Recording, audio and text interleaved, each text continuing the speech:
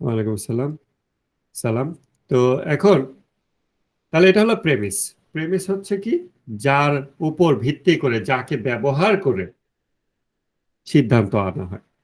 তো যখন আপনি একটা আর্গুমেন্টে দেখলেন, আর্গুমেন্টে একজন ব্যক্তি বলছে যে হযরত আলীর ঘরে হামলা হবে আর তিনি তা প্রতিহত করবেন না, তাহলে তো তিনি দায়ুস। এখন সে এই কথাটা বিভিন্ন ভাষায় বলতে পারে, তার ভাষাগত যোগ্যতা কম থাকতে পারে, এবং সে যুক্তি বাক্যের যে কাঠামো আছে সেটা ব্যবহার নাও করতে পারে, কিন্তু তার কথাটা যেরকমই থাকুক, নির্যাসে যুক্তি আছে কিনা।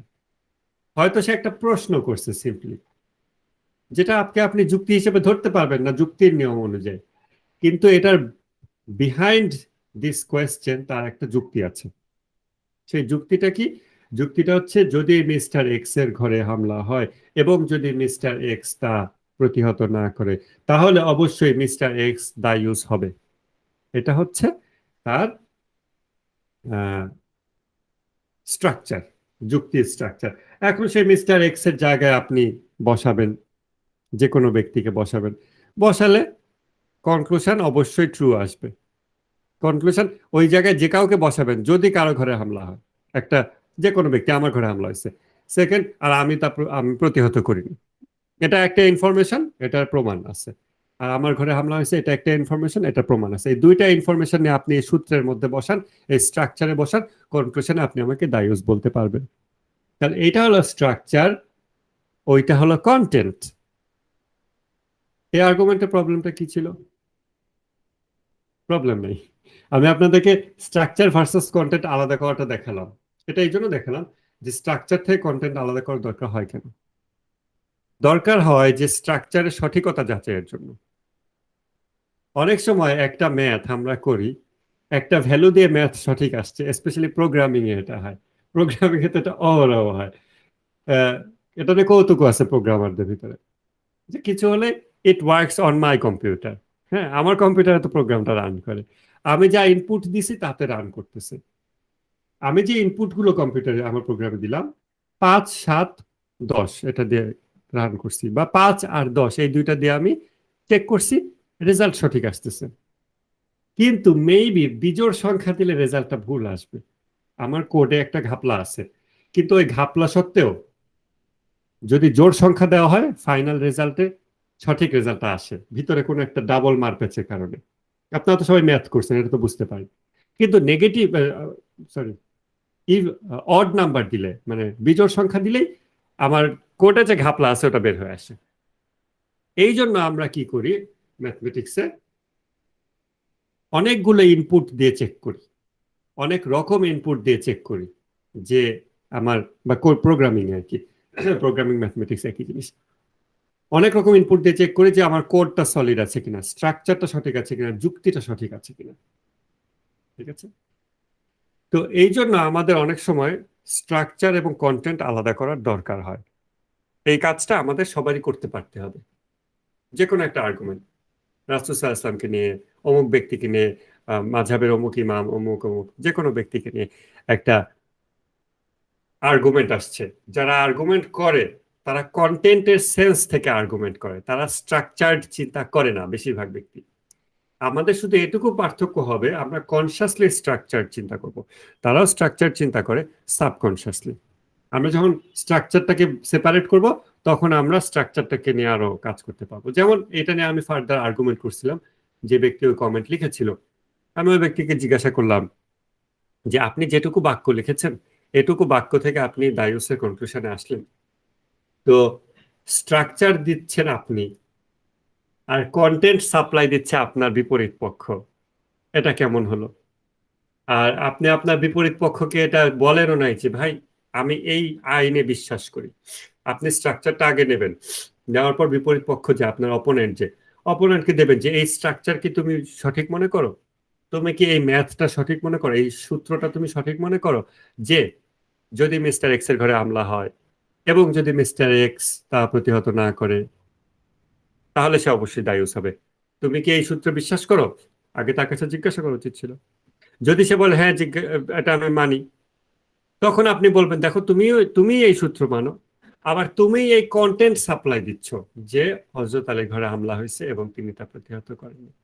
তাহলে তুমি যে সূত্র মানলে আর তুমি যে কন্টেন্ট সাপ্লাই দিলে সে অনুযায়ী তোমাকে এখন এই কনক্লুশন মানতে তুমি বাধ্য যে হযরত আলী একজন দায়ুস ছিলেন, তোমাকে এটা বলতে হবে। এটা এই আমার দাবি থাকতেছে না, তোমার দাবি হবে এটা। ঠিক আছে, এইভাবে এই প্রসেসে কিন্তু আর্গুমেন্ট আগায়নি, কেন সবার মাথা গরম, সবাই উল্টাপাল্টা কথা বলে যাচ্ছে, হাজার হাজার আর্গুমেন্ট। ওই 162 কমেন্টে যত আছে প্রত্যেকটা টপিক ধরে ধরে শেষ করতে গেলে আপনার মনে হয় বছর লেগে যাবে যদি সহিভাবে আর্গুমেন্ট ফাইনালাইজ করতে চান। তাহলে এটা হচ্ছে স্ট্রাকচার এবং কন্টেন্ট সেপারেট করে দেখার গুরুত্ব। ঠিক আছে, আবার অপরপক্ষ যে সেও এই দায়ুস মানে যে ব্যক্তি, দায়ুস আসলে আমি জানি না ঠিক এক্সাক্ট ডেফিনিশন, আমি জানি দায়ুস মানে যে ব্যক্তি তার স্ত্রী সন্তানকে পরকালীন গজব থেকে হেফাজত করে না, তাকে দায়ুস বলে। আমি এটা ছোটবেলায় শুনছিলাম, বাট আমি এক্সাক্ট ডেফিনিশন জানি না। এনিহাও এটা ধরেন এটা নেগেটিভ সামথিং। এখন এই যে এটুকু আমাদের দরকার, স্ট্রাকচার ভার্সেস কন্টেন্ট সেপারেট করতে পারা। তারপর আরো আরো ব্যাপার আছে, দেখেন এই স্ট্রাকচারটুকু আলাদা করতে পারলে বেনিফিট গুলো কি কি আসে। ওই জায়গায় কিন্তু সবাই আর্গুমেন্ট চালাই গেছে এবং সবার কাছে ঠেকেও নাই, কেউ ওই জায়গাতে আটকায়ও নাই। কেউ আটকায় নাই মানেই যে ওটা একটা কম গুরুত্বপূর্ণ জিনিস তা কিন্তু না। এটার একটা গল্প আছে, সেটা হলো যে এই বাড়ির চাকরকে এসে বলে যে তুই কি করিস, কাগজ কলম নিয়ে। বলে আমি চিঠি লিখি। বলে তুই তো লেখাপড়া জানিস না। বলে আমার বউ তো লেখাপড়া জানে না। এখন আহ, এখন তাদের কারো কাছে এটা আটকাচ্ছে না, সে লেখাপড়া জানে না, এও লেখাপড়া জানে না, অতএব তারা চিঠি লিখতেছে। তাদের দুইজনের কাছে এটা কোনো প্রবলেম না, কিন্তু আসলে তো এটা একটা প্রবলেম।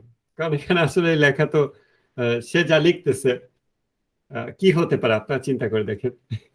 মনে করেন সে লিখছে, এখন সে তার সরাসরি জানে না, সে উল্টাপাল্টা ছবির মতো আঁকছে, ওটাই সে বউয়ের কাছে পাঠায় কারো হাত দিয়ে। বউ তো পড়াশোনা যায় না, সে ওটা দেখে খুব মনোযোগ দিয়ে তাকায় যে আমার স্বামী এখানে এরকম একটা বাঁকা দাগ দিছে, নিশ্চয়ই আমার কথা মনে পড়ে কানতে গিয়ে বাঁকা দাগটা দিছে। অনেক কিছু সে ভাবতে পারে তখন, এবং ওটাও তার ভিতরে একটা সেন্স ক্রিয়েট করতে পারে। ঠিক আছে, বাট আপনারা যারা এবিসিডি লেখা জানেন আপনারা বুঝবেন যে আহ, আপনারা বুঝবেন যে এটা আসলে একটা গুরুত্বপূর্ণ ব্যাপার যে তারা যা করতেছে, তারা তো যে এটাকে প্রবলেমেটিক মনে করতেছে না, but the thing itself is problematic. তো ওইখানে আর্গুমেন্টে সবাই এটা পার করে চলে গেছে, কিন্তু শুধুমাত্র এই জায়গাটা ধরলে টোটাল আর্গুমেন্ট ওখানে, পরবর্তী আর 100 কমেন্টার দরকার হয় না, ওখানে আপনি ক্লোজ করে দিতে পারবেন। এইরকম আপনি যদি নিশ্ছিদ্রভাবে আর্গুমেন্ট করতে জানেন, আপনি ওটা এক জায়গাতে আটকায় দিতে পারেন। তাহলে কি করলো, আপনি তখন ওই ব্যক্তিকে জিজ্ঞাসা করবেন। আমি এই কমেন্ট চেক করছি, তার সাথে পরে আমি আর্গুমেন্ট করছিলাম এটা নিয়ে 5 ঘন্টা, শুধু এই কমেন্টের উপরে। তা আমি তখন তাকে বললাম যে আপনি যে এটা লিখছেন, তাহলে এটা স্ট্রাকচারটা আমরা আলাদা করলাম। ঠিক আছে, কন্টেন্ট এবং স্ট্রাকচার। এখন স্ট্রাকচার আলাদা করার পর আমি এখন একটাতে একটা কন্টেন্ট বসাবো। স্ট্রাকচারটা আপনি দিছেন, আমি স্ট্রাকচারটা আলাদা করলাম, আপনি তো একমত, সে বললো একমত। আমার স্ট্রাকচার তৈরিতে কোনো ভুল হয়নি, ভুল হয়নি। এবার আমি এখানে একটা কন্টেন্ট দেই। কন্টেন্ট দেই যে একটা বাড়িতে হামলা হয়েছে, একটা লোকের ঘরে হামলা করে সন্ত্রাসীরা প্রথমে ওই লোকটাকে জানালার সাথে দড়ি দিয়ে বাঁধছে। বাঁধার পর তার চোখের সামনে তার ওয়াইফকে রেপ করছে। এটা একটা ঘটনা। এবার এই ঘটনা থেকে আমি কন্টেন্ট সাপ্লাই দেবো আপনার সূত্রের ভিতরে। মিস্টার এক্স এর ঘরে হামলা হয়েছে কিনা, হ্যাঁ হয়েছে, ইয়েস নো উত্তর দিতে হবে। মিস্টার এক্স কি সেটা প্রতিহত করেছে, না করেনি। তাহলে আপনার সূত্র অনুযায়ী মিস্টার এক্স দায়ুস। ঠিক আছে, তো তাহলে তখন সে কি বললো, তখন সে বললো না না, তার প্রতিহত করার সামর্থ্য থাকা সত্ত্বেও যদি সে প্রতিহত না করে। আমি বললাম যে দেখেন, তাহলে আপনি কেন এখন আপনার স্ট্রাকচারকে চেঞ্জ করছেন, এখন কেন সূত্র চেঞ্জ করছেন?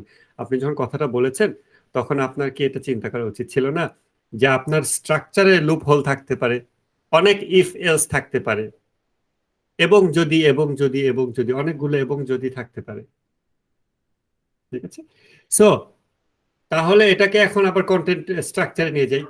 যদি মিস্টার এক্স এর ঘরে হামলা হয় এবং মিস্টার এক্স তা প্রতিহত করার সামর্থ্য থাকা সত্ত্বেও প্রতিহত না করে, তাহলে সে দায়ুস। তাহলে আপনার স্ট্রাকচার আপনি মডিফাই করলেন। আপনি এখন বিতর্কে ব্যাকে গিয়ে কেউগুলো আবার সবাইকে ক্ষমাচ্ছে আবার এডিট করবেন। এনিওয়েজ, আপনি যদি এটা এখন এডিটও করেন, এডিট করার পর কি হলো? এবার আমাদের কন্টেন্টের ইয়েতে আসেন। কন্টেন্টকে হযরত আলীর প্রেক্ষাপট।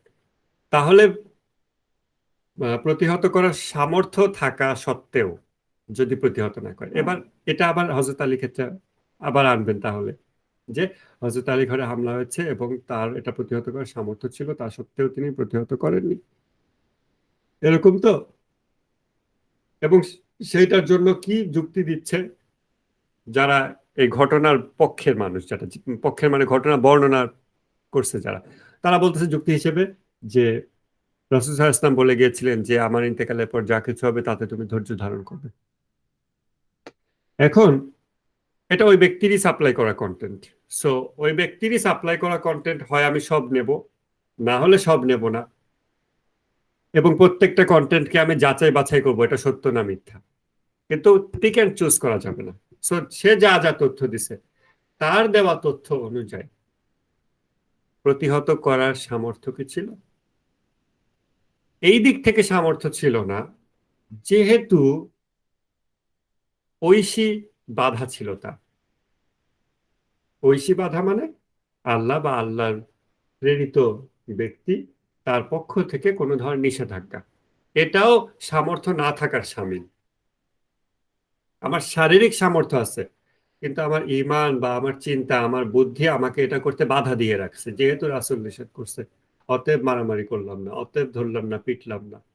সো সামর্থ্য থাকা সত্ত্বেও, এখন এই সামর্থ্য, তখন আপনি সামর্থ্য থাকার যদি আবার স্ট্রাকচারে যান যে শুধু শারীরিক সামর্থ্য, ইমানি সামর্থ্য বিষয় না, তখন আবার আলাদা কথা। সো দেখেন, আপনি যখন একটা আর্গুমেন্ট করেন, সিম্পলি বলে দেন হ্যাঁ হযরত আলী ঘরে হামলা হয়েছে, উনি তা প্রতিহত করেনি, আপনারা বানায় বানায় বলতেছেন উনি প্রতিহত না করলে উনি তো দায়ুস হয়ে যাবে।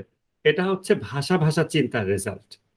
চিন্তার ডেপথে না না যাওয়ার ফল হচ্ছে এই ধরনের আর্গুমেন্ট। যদি সে ডেপথে যায়, ডেপথ থেকে নিজের আর্গুমেন্টকে আগে চেষ্টা করবেন নিজেই খণ্ডন করার, নিজে আগে 10 ধাপ খণ্ডন করবেন নিজের আর্গুমেন্টকে। করতে গেলেই দেখবেন আপনার আর্গুমেন্টের স্ট্রাকচার চেঞ্জ হচ্ছে, স্ট্রাকচার চেঞ্জ হচ্ছে, হতে হতে ফাইনালি 10-12 ধাপ পরে আপনি যে স্ট্রাকচারটা পাবেন, ওই স্ট্রাকচারে আপনি কন্টেন্ট ঢুকায় আপনি আর্গুমেন্ট করেন, আপনি দেখবেন মানুষজন, 50 জন মানুষ আপনার ওই লেখা পড়ছে বা আপনার ওইটা আর্গুমেন্ট করে খণ্ডন করতে যাচ্ছে, কেউ সেকেন্ড ধাপ পর্যন্ত গিয়েই পারতেছে না, কেউ থার্ড স্টেপ, কেউ ফোর্থ স্টেপ, এইভাবে করে। কারণ আপনি এটা 12 লেভেল পর্যন্ত এটাকে আপনি ইয়ে করছেন, মানে বিশুদ্ধ করছেন, 12 বার এটাকে ধরে নিয়ে করছেন, আহ, যুক্তি দিয়ে শুদ্ধ করছেন। তো অন্যরা ওই বিভিন্ন লেভেলে গিয়ে গিয়ে আটকায় যাবে এবং ফাইনালি আপনার ডিসিশনটা মেনে নিতে বাধ্য হবে। তারপরেও আপনারটাও আবার 13তম ধাপে গিয়ে অন্য কোনো দৃষ্টিকোণ থেকে ফলসিফাই করা যেতে পারে। সো এইটা হলো স্ট্রাকচার ভার্সাস কন্টেন্ট, একটা গুরুত্বপূর্ণ জিনিস যেটা আমরা প্রথম ভাই, থেকে বারবার বলে আসছি। হ্যাঁ বলেন। এখানে একটা কথা ছিল যে যে যে মানে এই আর্গুমেন্টের উপরে আর কি, মানে এই কমেন্টের উপরে যে বলছে হযরত আলী আলাইহিস সালামের ঘরের আগমন করছে, কিন্তু সে তো কিছু বলে নাই, সে তো তাহলে খারাপ লোক হয়ে গেছে বা এরকম কিছু। তো আমি তখন বললাম যে ব্যাপারটা না, তার উপর আধ্যাত্মিক নিষেধাজ্ঞা ছিল বা রাসূল সাল্লাল্লাহু আলাইহি ওয়াসাল্লাম তাকে ধৈর্য ধরতে বলছিল। তো এখানে একটা ব্যাপার আসতে পারে না, যেমন আমরা তো বিশ্বাস করি যে মানে হযরত মুহাম্মদ সাল্লাল্লাহু আলাইহি ওয়াসাল্লামের পরে আধ্যাত্মিক ভাবে হযরত আলী সহ যে 11 জন ছিল তারা আধ্যাত্মিক ভাবে মানে দিক নির্দেশনা পাতো, কিন্তু তারা তো এটা বিশ্বাস নাও করতে পারে। এক্ষেত্রে আমি কিভাবে আগাবো? তারা যদি বলেন আমি তো বিশ্বাস করি না তার আধ্যাত্মিক নিষেধাজ্ঞা ছিল, কারণ এটা তো মানে রাইট, আমাদের সুন্নি সোসাইটি এটা কোনো মানে ক্লিয়ারিফাই বা জাস্টিফাই করে না। তখন আমি রাইট, এটা একটু বুঝতে পারছি, বুঝতে পারছি। তো সেই ক্ষেত্রে আপনার মানে ক্যাটেগরিক্যালি যুক্তির দৃষ্টিকোণ থেকে এটাকে বলে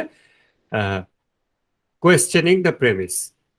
প্রেমিসকে কোয়েশ্চেন করা। প্রেমিস মানে যা কিছু তথ্য উপাত্ত আনা হয়েছে, আপনি তথ্য উপাত্ত আনলেন যে এটার জন্য ঐশী নিষেধাজ্ঞা ছিল, আধ্যাত্মিক নিষেধাজ্ঞা ছিল, তখন এটাকে অপরপক্ষ প্রশ্ন করবে যে এটা আমি সত্য হিসেবে গ্রহণ করছি না, এটা প্রমাণ করো। তখন আপনাকে ওইটাকে একটা সাব টপিক ধরে ওইটাকে এস্টাবলিশ করতে হবে। ওটাকে আলাদাভাবে, ওটা একটা যুক্তির টপিক, আর্গুমেন্টের টপিক ধরে নিয়ে ওইটা প্রমাণ করে আসতে হবে, ওইটা প্রমাণ করে আসার পর আবার এই আর্গুমেন্টে আসবেন। ঠিক প্রোগ্রামিং এ যেরকম আমাদের একটা কোড ব্লকের ভিতরের কোড রান করে, ওটা রান করে প্রিভিয়াস ব্লকের কাছে রেজাল্ট রিটার্ন করে, এইভাবে সো ওইখানে আপনাকে ওটা আবার আর্গুমেন্ট, ওটা আলাদা আর্গুমেন্ট করে ওটাকে এস্টাবলিশ করে আসতে হবে। করার পর আর যদি এস্টাবলিশ না হয়, যদি ফাইনালি সে এটা না মানলে আপনাদের আর্গুমেন্ট এখানে ক্যান্সেল। দুই পক্ষ আর্গুমেন্ট কোনো জয় পরাজয় নেই, এটা ক্যান্সেল হয়ে যাবে। কারণ প্রেমিসের ব্যাপারে একমত হতে পারেনি উভয় পক্ষ। প্রেমিসের ব্যাপারে একমত হওয়ার পর না আমরা দেখবো যে যুক্তির স্ট্রাকচার ঠিক আছে কিনা। তো আপনাদের এই জিনিসগুলো দেখতে হবে, সেটা হচ্ছে খোলস আর নির্যাস, আর দেখতে হবে স্ট্রাকচার এবং কন্টেন্ট। স্ট্রাকচার থেকে কন্টেন্ট সেপারেট করতে পারা খুব গুরুত্বপূর্ণ জিনিস। ধর্মীয় জায়গায় এসে এটা আলাদা করতেই পারে না। যেমন স্ট্রাকচার এবং কন্টেন্ট সেপারেট করতে গেলে একটা এক্সাম্পল দেখেন। আপনার ম্যাথমেটিক্সে প্যাটার্ন করছেন তাই না? ভুলে গেছি এগুলো, ইন্টারমিডিয়েট ম্যাথে বিভিন্ন ব্যক্তির নাম দিয়ে সিরিজ ছিল, হ্যাঁ, 1, তারপরে 3, তারপরে 5, এরকম এরকম সিরিজ আছে না ম্যাথমেটিক্যাল? সমান্তর ধারা, অসমান্তর ধারা। হ্যাঁ, ধারা। তো ধারা যখন আমরা দেখি, ধারা দেখে কিন্তু আমরা প্রেডিকশন করি, এটা হচ্ছে ইন্ডাকটিভ রিজনিং হয়। যেমন দেখেন ধারা, খেয়াল করেন, ধারা হচ্ছে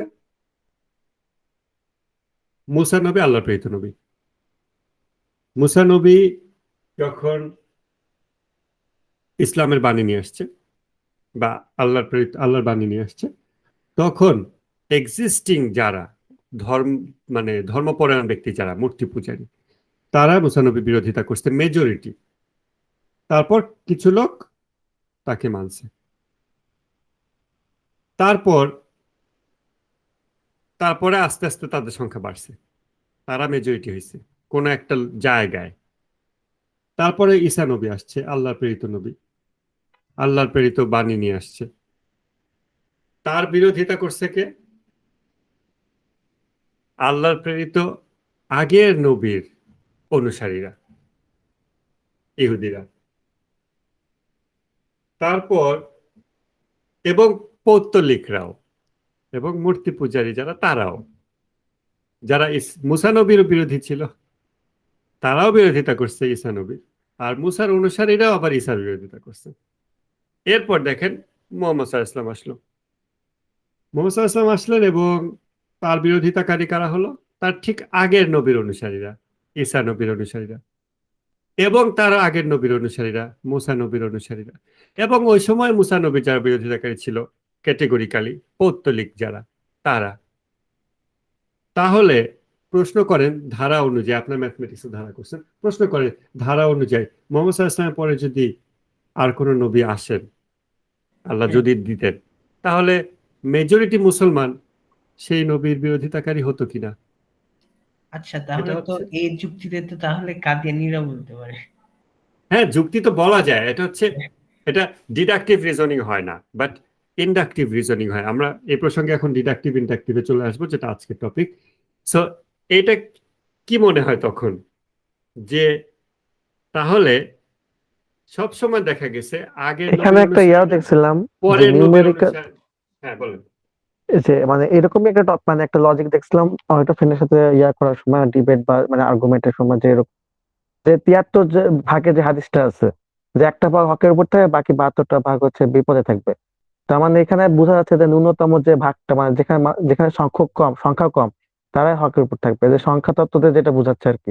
72 বা মানে বিশাল ভাগ থাকবে বিপথে। ব্যাপারটা তো এখানেও এরকম কিছুটা বলা যায়। এগুলো হচ্ছে অকাট্যভাবে বলা যায় না। এই দুই ধরনের রিজনিং নিয়ে আমরা এখন আবার একটু পরে কথা বলবো।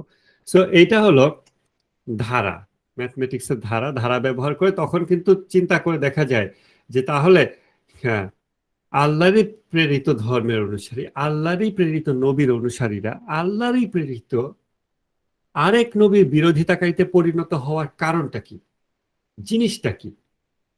যেই কারণটা এমন কোন কারণ যেটা মুসার কওমের ভিতরে ছিল, মুসা ইসলামের অনুসারীদের ভিতরে ছিল, সেম ব্যাপারটাই ঈসা আলাইহিস সালামের অনুসারীদের ভিতরেও ছিল বা আছে, যে কারণে তারা পরবর্তী নবী বিরোধিতাকারী হয়েছে।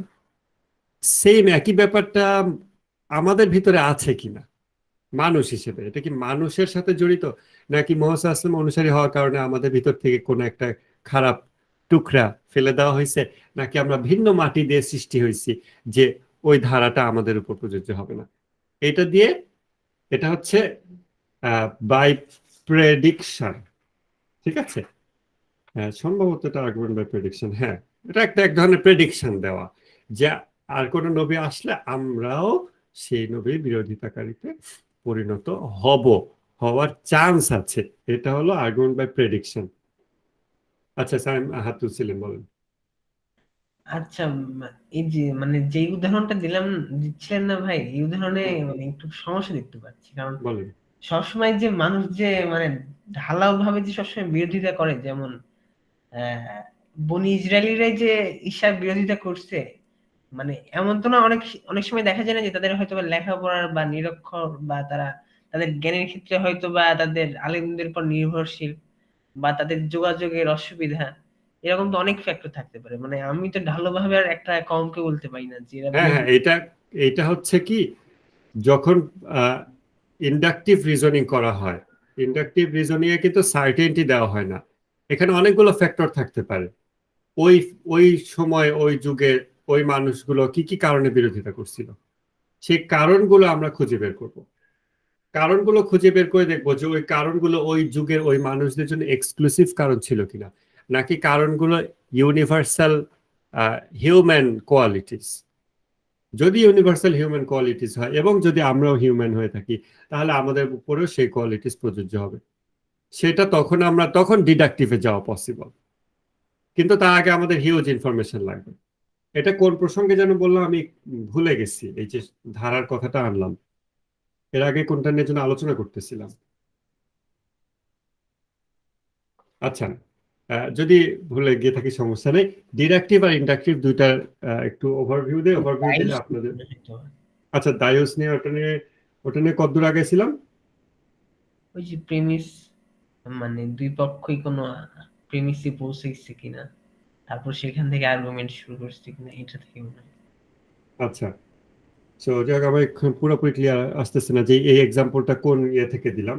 এই এক্সাম্পলটা আমি আমার বইয়ের মধ্যেই ইউজ করছিলাম, যে আসলে গোঁড়ামির যে রোগ বা অন্ধত্ব বা হকের উপরে থাকার যে ইগো, হ্যাঁ, এই ধরনের ইগো, সেইটা একটা মানুষের মানবীয় দুর্বলতা। তো এটা আমাদের ভিতরে আছে। আল্লাহর রহমতে আর কোনো নবী আসবে না আল্লাহ বলছেন যেহেতু, তাই আমাদের রোগটা প্রকাশ পাচ্ছে না, কিন্তু রোগ ভিতরে আছে। এটা আমার একটা আহ দাবি ছিল ইন্ডাকটিভ রিজনিং দেখিয়ে। এনিওয়েজ, আমরা ইন্ডাকটিভ আর ডিডাকটিভ দুই রকম রিজনিং দেখাই। আপনাদেরকে ইম্পর্টেন্ট জিনিস যেগুলো বললাম, সেগুলো কি কি, যে আমাদের খোলস আর নির্যাস আলাদা করতে পারতে হবে, এই বিষয়ে আর একটা এক্সাম্পল এখন দিতে হবে। স্ট্রাকচার এবং কন্টেন্ট আলাদা করতে পারার যে গুরুত্ব, সেটা তো বললাম, তাই না? স্ট্রাকচার এবং কন্টেন্ট। তো স্ট্রাকচার প্রসঙ্গে এটা বলছি যে এটা হচ্ছে একটা স্ট্রাকচার। এই যে সমান্তর ধারা হলো একটা স্ট্রাকচার। এরকম হলে এরকম হয়েছে, এরকম আগের নবীর অনুসারীরা পরের নবীর বিরোধিতাকারী হয়েছে, এভাবে এভাবে চলতে চলতে তাহলে এই নবীর অনুসারীদের ভিতরেও বিরোধিতার বীজ আছে, কিন্তু আরেক নবী আসলে ওইটা প্রকাশ পাবে, কিন্তু প্রকাশ পাচ্ছে না। বাট সেই ইগোগুলা আমাদের ভিতরে আছে। এটা হলো স্ট্রাকচার দিয়ে কনক্লুশনে আসা যায়। তো স্ট্রাকচার ভার্সাস কন্টেন্ট, আমরা ডাইরেক্টলি কন্টেন্ট নেওয়ার সময় কাজ করতে পারি না, এই জন্য ওই সময় স্ট্রাকচার গুলো আলাদা করতে পারার দরকার হয়। স্ট্রাকচারকে ভ্যালিডেট করার জন্য আলাদা করে স্ট্রাকচার বের করতে হয়। আর বক্তব্যের খোলস আর নির্যাস একটা গুরুত্বপূর্ণ জিনিস। এর কারণ হচ্ছে, আপনি যখন ধর্মীয় বিষয়ে আর্গুমেন্ট করবেন, তখন যারা আর্গুমেন্টে পার্টিসিপেন্ট থাকবে, তারা কিন্তু আহ ভাষাগত ভাবে পারদর্শী না। কেননা ধর্মীয় আর্গুমেন্ট সবাই করে থাকে,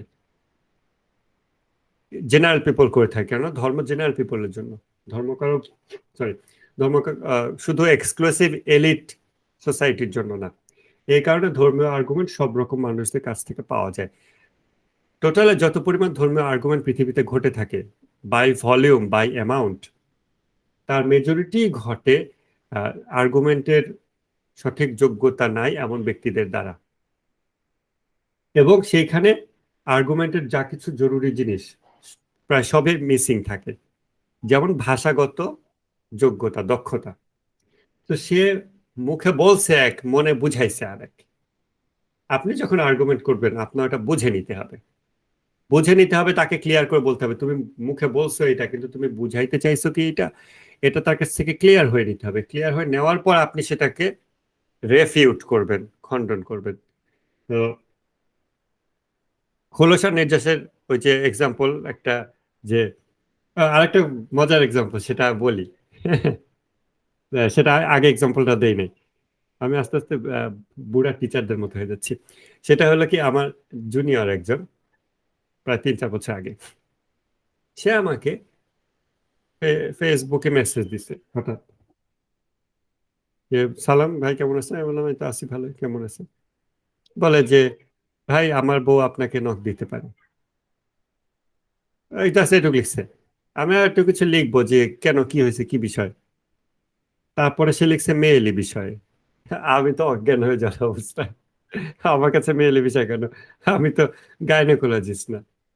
এখন আমি খুব সন্দেহের মধ্যে আছি যে কি হয় আল্লাহ জানে।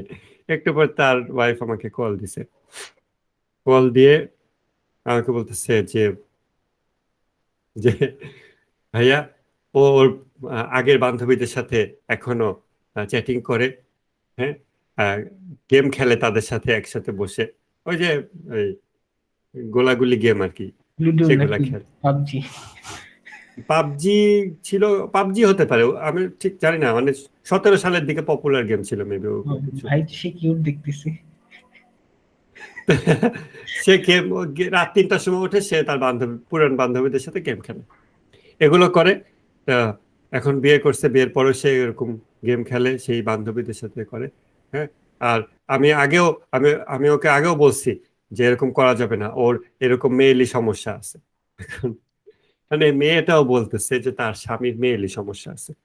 এখন আমি কি বলবো, এখন অজ্ঞানী হয়ে যাব নাকি? এখন মেয়েলি সমস্যা বলতে বা মেয়েলি বিষয় বলতে সে বোঝাচ্ছে মেয়ে ঘটিত, নারী ঘটিত, নারী সংক্রান্ত।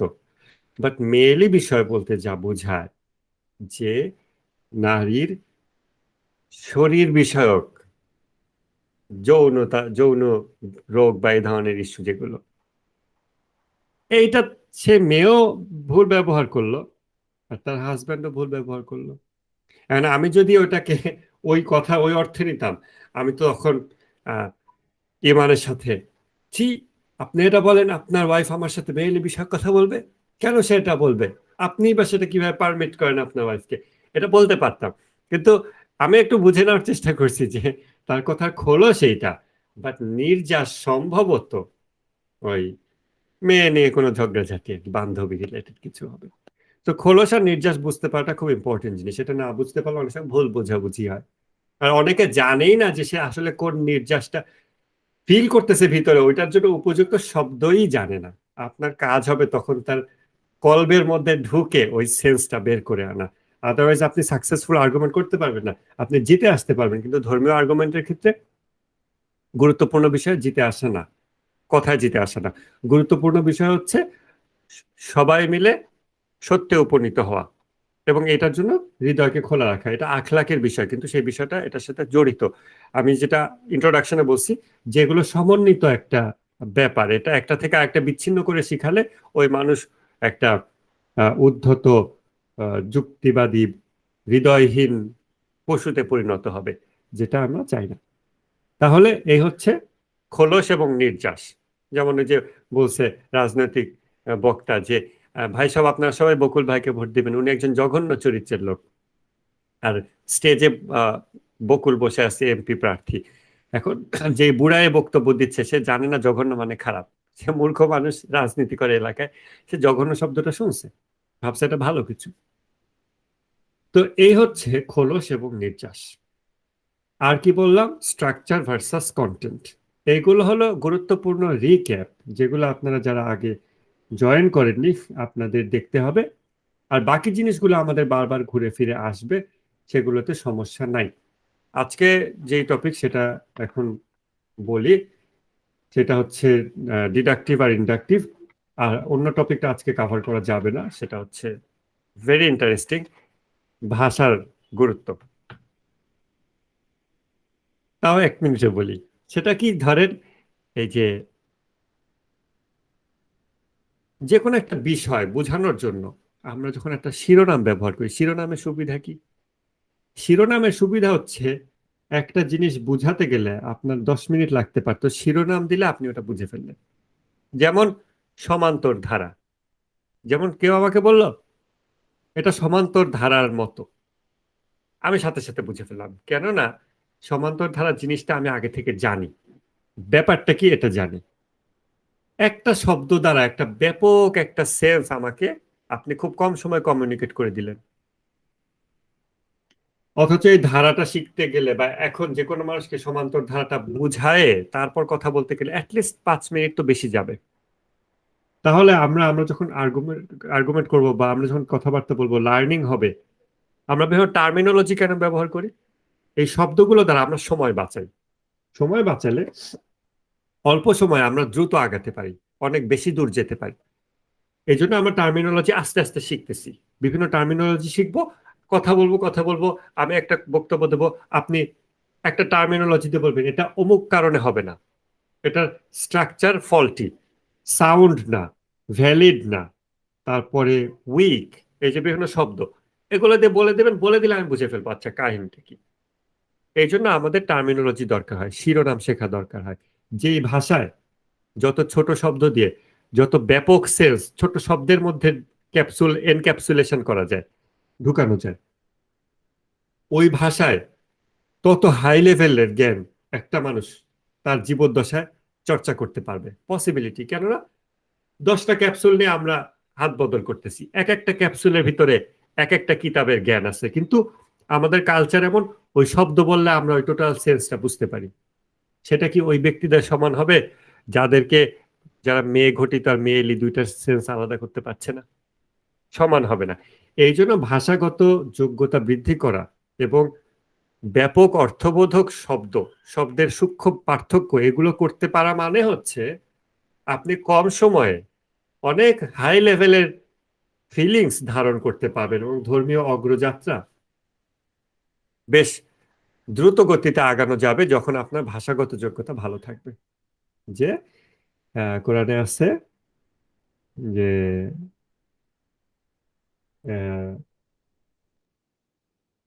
তিনি আর রহমান আল্লামাল কুরআন খালাকাল ইনসান আল্লামাহুল বায়ান। তাহলে আর রহমান, যিনি দয়ালু, তিনি কোরআন শিক্ষা দিয়েছেন। হ্যাঁ, তিনি মানুষকে সৃষ্টি করেছেন। তারপর বলতেছে আল্লামাহুল বায়ান, তাকে বয়ান শিক্ষা দিয়েছেন। বয়ান মানে সিম্পলি কমিউনিকেটিভ ইংলিশ না, বয়ান মানে হচ্ছে প্রাঞ্জল ভাষা।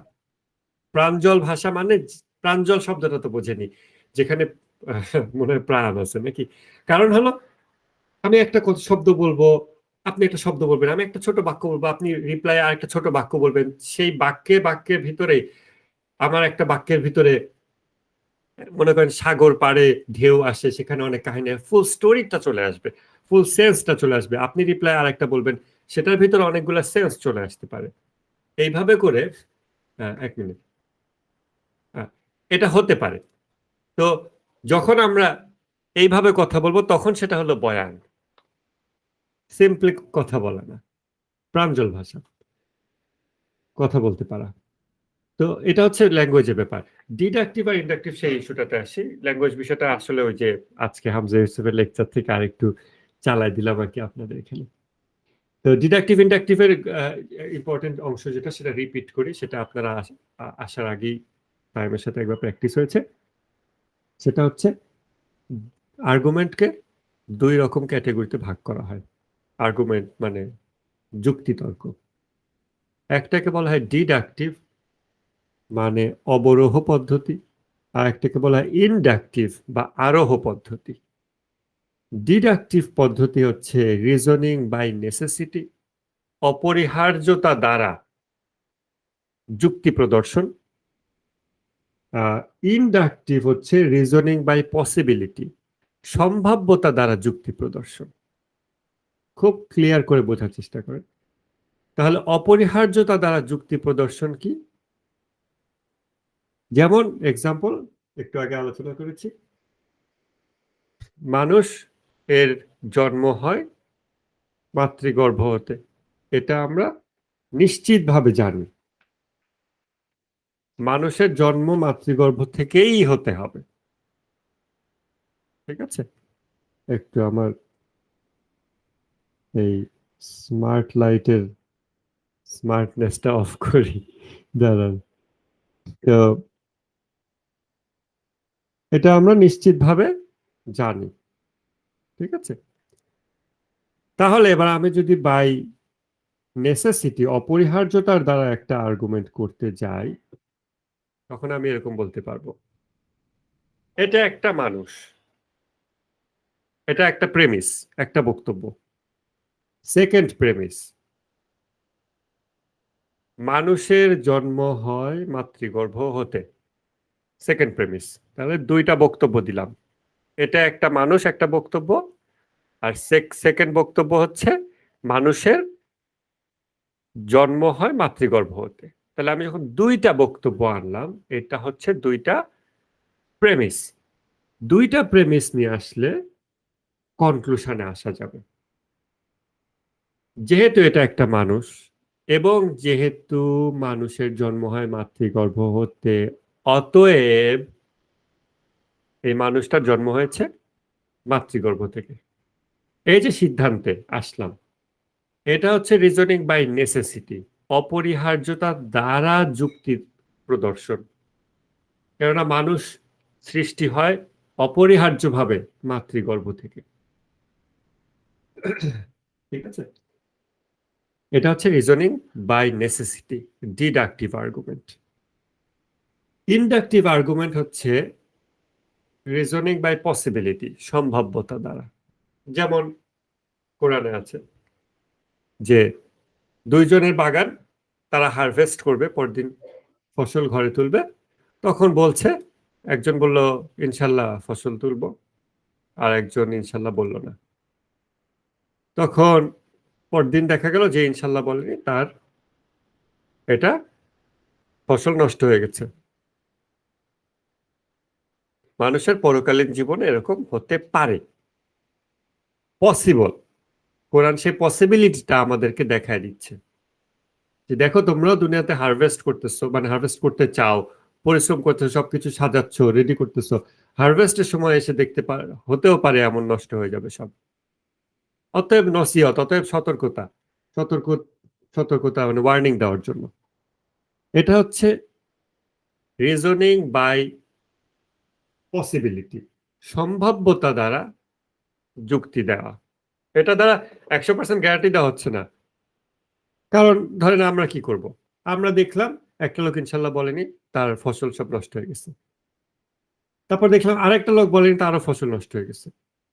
তৃতীয় একটা লোকের কাছে গিয়ে আমরা বলবো যে দেখো, তোমার উচিত ইনশাল্লাহ বলা ফসল উঠানোর আগে, কারণ ওইখানে দুইজনের ফসল নষ্ট হয়ে গেছে ইনশাল্লাহ না বলার কারণে। অতএব চান্স আছে, গ্যারান্টি দিচ্ছি না, বলতেছি চান্স আছে যে তোমারও ফসল নষ্ট হয়ে যাবে ইনশাল্লাহ না বলার কারণে। তখন এটা কি রিজনিং বাই পসিবিলিটি, সম্ভাব্যতা দ্বারা, যে একটা জিনিস ঘটা সম্ভব বলে আমরা মনে করি। কেন মনে করি? আমরা যা অবজার্ভ করেছি, আমরা যা দেখেছি, অবজারভেশনের ভিত্তিতে আমরা এটা মনে করি। তখন এটা হচ্ছে reasoning by possibility, inductive reasoning বলে। এই শব্দগুলো আপনারা একটু মাথায় রাখবেন, তাহলে আমাদের পরবর্তীতে আমরা কম সময় দ্রুত গতিতে আগাতে পারবো। তো এখন যেটা সায়েন্স তখন বলল যে আসলে সবই তো অবজারভেশন। কারণ আমরা যা কিছুকে, নিউটনের সূত্র এটা ওটা, যা কিছুকে আমরা সত্য বলে ধরে নিছি, জানছি, অবজার্ভ করার পরেই সত্য বলে জানছি, পরে আবার এসে দেখে গেল ওইটা সঠিক ছিল না, পরে এসে আবার আইনস্টাইন বলল না আরেক রকম, আবার কোয়ান্টাম ফিজিক্সে তো আবার কি কি যেন আছে। তাহলে দেখা যাচ্ছে যে সায়েন্স যেটা বললো যে কোনো কি যেন সায়েন্স কথাটা, কোনোটাই নিশ্চিত না নাকি যেন বললাম যে কোনো পরম সত্য বলে কিছু নেই। আচ্ছা, অ্যাবসলিউট। ডাইরেক্টলি এভাবে বলে না, মানে বাইরে বলে না, মানুষ মারবে। হ্যাঁ, তো সেটা জানি আপনি না, আমি ওই আমি ইসলামিক দৃষ্টিকোণ থেকে বলতেছি না, মানে যে কোনো আমি বুঝতে পারছি, হ্যাঁ হ্যাঁ, মানে ডিভাইন আমাদের আর্গুমেন্টের দৃষ্টিকোণ থেকে, তো আর্গুমেন্টের দৃষ্টিকোণ থেকে হ্যাঁ পরম সত্য বলে কিছু না, এটা যেটা বললো। তাহলে ডিডাকটিভ আর ইন্ডাকটিভের পার্থক্যটা কোথায়? পার্থক্যটা এই জায়গাতে যে আমি কোনটাকে ট্রু বলে জানি, আমি কোন জিনিসটাকে নেসেসারি বলে জানি, নেসেসারি কন্ডিশন বলে জানি, আর আমি কোন জিনিসটাকে পসিবিলিটি হিসেবে দেখি। আমার চোখে তো ওটাই সত্য, আর এটাই স্বাভাবিক যে আমি, আমার জন্য গুরুত্বপূর্ণ হচ্ছে আমার চোখে যেটা সত্য। আমি তো অন্যের চোখ দিয়ে দেখতে পারবো না, তাই না? এই জন্য এই পার্থক্যটুকু একই সাথে দেখা দেওয়া দরকার। এবং আপনাদের একটা হোমওয়ার্ক থাকবে, ইসলামের ভিতরে, ইসলামের জগতে ডিডাকটিভ রিজনিং কোথায় কোথায় দরকার হয়, কোথায় কোথায় আছে, আর ইনডাকটিভ রিজনিং কোথায় কোথায় আছে। এই ক্যাটেগরি, দুই ক্যাটেগরি দিয়ে যদি দেখাতে পারেন না, অনেক ধর্মীয় তর্ক বিতর্ক দেখবেন আপনি মানে ঘুরে দিতে পারবেন। যেটা ঘুরে দেওয়া, এগুলো আমাদের উদ্দেশ্য না, মানে সত্য উন্মোচন করা। সো অন্য দৃষ্টিকোণ থেকে মানুষ দেখতে পারবে। পার্থক্যটা কোথায় হয়? এই যে বললাম যে নেসেসিটি, যে অপরিহার্যভাবে মানুষের জন্ম হয় মাতৃগর্ভ থেকে, অপরিহার্যতা, আমি এটাকে কেন নেসেসারি কন্ডিশন বলছি? মানুষের জন্মের জন্য মাতৃগর্ভকে আমি কেন নেসেসারি কন্ডিশন বলছি?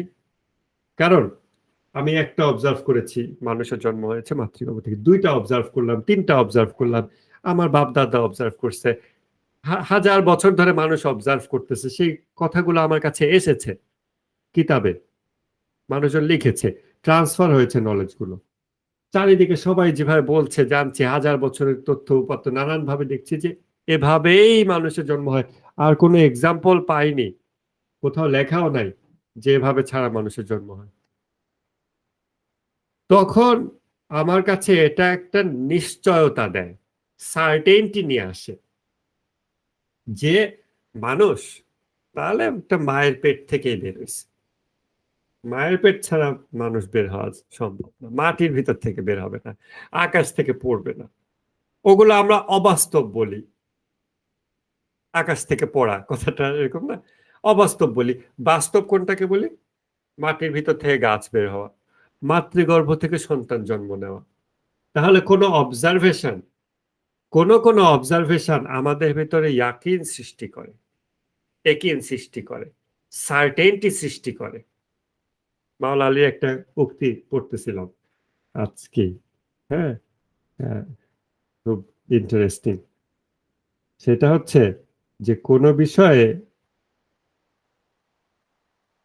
স্ক্রিনশট রাখি নাই, বলছেন যে কোনো বিষয়ে নিশ্চয়তায় পৌঁছানোর পর সেটাকে সন্দেহের মুখে নিয়ে যেও না, যেটা সংশয়বাদীরা করে থাকে, সবকিছুকে খালি প্রশ্ন করে। যে বিষয়টা একেবারে ইউনিভার্সাল ট্রুথ বলে আমরা সবাই জানতেছি, সেটাকেও প্রশ্ন করে। সেটাকে প্রশ্ন করলে আর আর্গুমেন্টের দরকার কি, কথারই বা দরকার কি? তাহলে নিজের এক্সিস্টেন্স, আমি আমার অস্তিত্বই আছে কিনা, এটাই তো প্রশ্ন করা যায়। প্রশ্ন করে লাস্টে কি হয়, যখন সবকিছুকেই প্রশ্নবিদ্ধ করে দেয়, তখন কি হয়, কোনো অ্যাবসোলুট ট্রুথে পৌঁছানো যাবে না। কেননা কোনো একটা অ্যাবসোলুট কিছুতে পৌঁছানোর জন্য আর একটা অ্যাবসোলুট কিছু লাগে। যা কিছু অ্যাবসোলুট না, তা আর একটা জিনিসের অ্যাবসোলুটনেস সার্টিফাই করতে পারে না।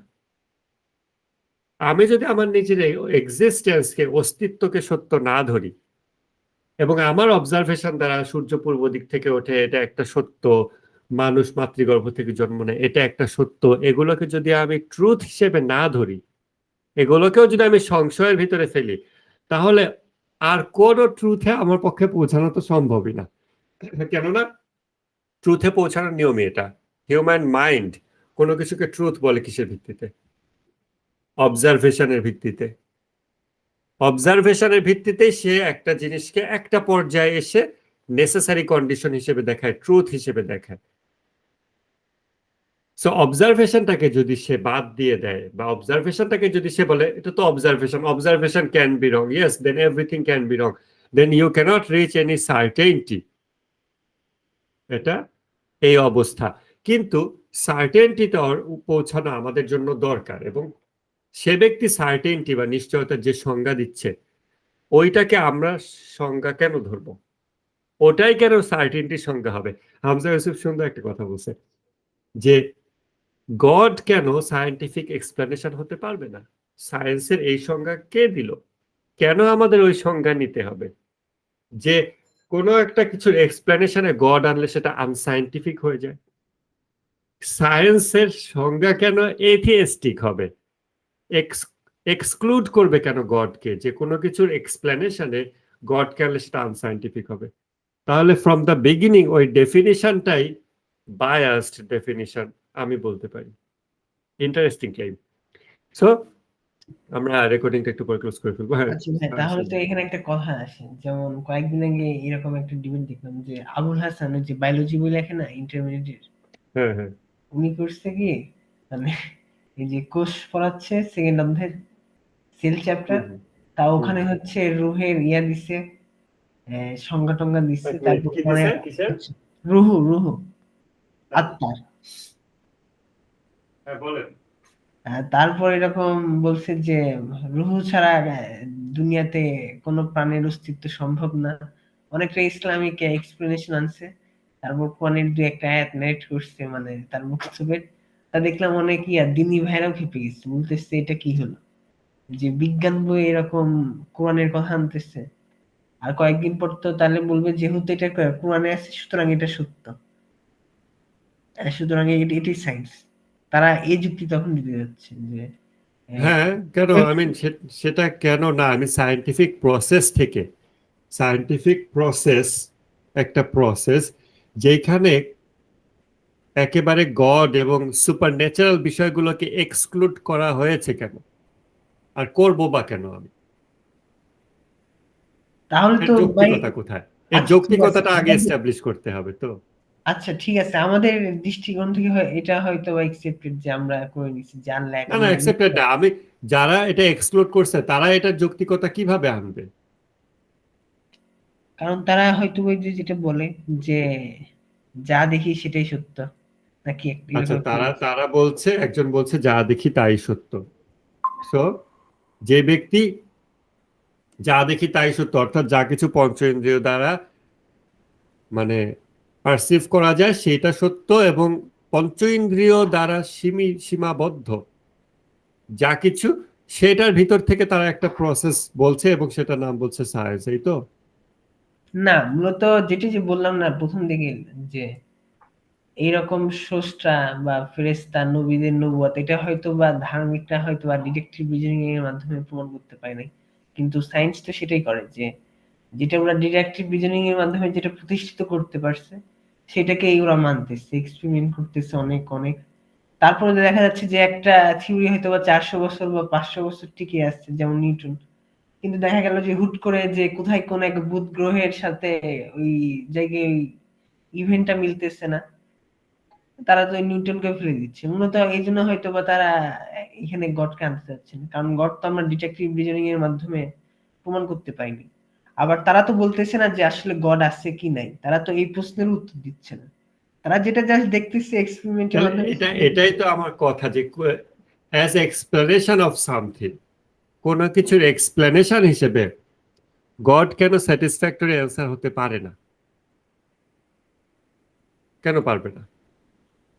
যেমন তাকে লাইক, ডিটেকটিভ রিজনিং এর মাধ্যমে প্রমাণিত হওয়া লাগবে যে হ্যাঁ আসলে গডকে প্রমাণিত হতে হবে, ঠিক আছে। যে ব্যক্তি, যার কাছে যে গড মানে, যে গডকে ট্রু বলে জানে, সেই ব্যক্তির কাছে কোনো কিছু এক্সপ্লেনেশন হিসেবে গড কেন থাকতে পারবে না? হ্যাঁ, তার ক্ষেত্রেও থাকতে হবে, কারণ তারা আচ্ছা, দুজনে একটা প্রেমিসে আছে। তাহলে সে যদি কোনো কিছু এক্সপ্লেনেশনে গড শব্দটা ব্যবহার করে সেটা হবে রিলিজিয়াস এক্সপ্লেনেশন। আর গড শব্দটা বাদ দিয়ে যদি এক্সপ্লেন করতে যায় তাহলে সেটাকে আমরা এথিয়েস্টিক এক্সপ্লেনেশন বা নন রিলিজিয়াস এক্সপ্লেনেশন না বলে ওটাই কেন আমরা সায়েন্টিফিক এক্সপ্লেনেশন বলি? আচ্ছা, আমি যদি এখন এই যে যেটা প্রথমটা মানতেছি, হ্যাঁ, যে আমরা দুই পক্ষই কোন একটা প্রেমিসে পৌঁছালাম যে আসলে গড আছে, তাই এখান থেকে হচ্ছে মানলাম যে ঠিক আছে, এখন আমরা যা যা বলবো সেগুলোর ব্যাখ্যাতে হচ্ছে গড কে আনবো রেফারেন্স হিসেবে। আর দ্বিতীয় যেটা বলতেছেন কিন্তু যখন হচ্ছে আমরা কোনোকে দ্বিতীয় যে প্রশ্নটা আরেকবার বলতে পারবেন ভাই, একটু গুলাই গেলাম আরেকবার, মানে দ্বিতীয় যে আমি কথাটা বললেন যখন ওই যে আনবো না। কথাটা বললাম যে গড, যারা গড মানে হুম, হুম। কোনো কিছু এক্সপ্লেনেশন হিসেবে, যে কোনো না কোনো বিষয় এক্সপ্লেনেশন হিসেবে তারা গডকে আনে। আর যারা গডকে আনে না বিভিন্ন বিষয় এক্সপ্লেনেশন হিসেবে, তাদের সেই পদ্ধতিটাকে, এক্সপ্লেন করার পদ্ধতিটাকে আমরা এথিয়েস্টিক প্রসেস না বলে কেন সায়েন্টিফিক প্রসেস বলবো? আমরা তো সেটাকে নন রিলিজিয়াস তাদেরকে তো এক্সপ্লেনেশন আমরা ভাই বলতে পারি এথিয়েস্ট বলতেও পারি না, কারণ তারা না। তো বলতেছে আর কি। এথিয়েস্ট মানে আমি নন রিলিজিয়াস বলতে পারি, আমি আচ্ছা, সামথিং দ্যাট এক্সক্লুডস গড, যা কিছু গডকে বাইরে, যা কিছু গডকে ম্যান্ডেটরিলি বাইরে রেখে এক্সপ্লেন করার চেষ্টা করে বিভিন্ন বিষয়। সো ওই জিনিসটাকে আমরা তো এভাবেও সংজ্ঞায়ন করতে পারি যে এথিয়েস্টিক প্রসেস। ওইটাকে কেন আমরা সায়েন্স বলবো? কেন সায়েন্সের ভিতরে গড এক্সপ্লেনেশন হিসেবে থাকতে পারবে না? এটার ফিলোসফিক্যাল এবং লজিক্যাল অ্যান্সার কি হতে পারে? কেন গডকে অবশ্যই সায়েন্টিফিক প্রসেসের বাইরে থাকতে হবে? সায়েন্সের এই অমোঘ সংজ্ঞা কোথা থেকে আসলো, যা সবাইকেই মানতে হবে? সায়েন্সের ভিতরে গডকে আনা যাবে না, কেন যাবে না? কোথা থেকে? এটা কি কোনো ঐশী বিধান যেটা অলঙ্ঘনীয়? এই যে ভাই বললাম যে আমরা তো ডিডাকটিভ রিজনিং এর মাধ্যমে প্রমাণ করতে পারিনি যে আসলে ঈশ্বর আছে কি নাই। এটা যেটা না, করতে আমরা প্রমাণ করতে না, আপনি হয়তো পারছেন না এই মুহূর্তে, তা দ্বারা আপনি বলতে পারেন না যে সবাই প্রমাণ করতে পারিনি আমরা। সেকেন্ড, প্রমাণ, গডকে প্রমাণ করে ফেলতে হবে তা তো না।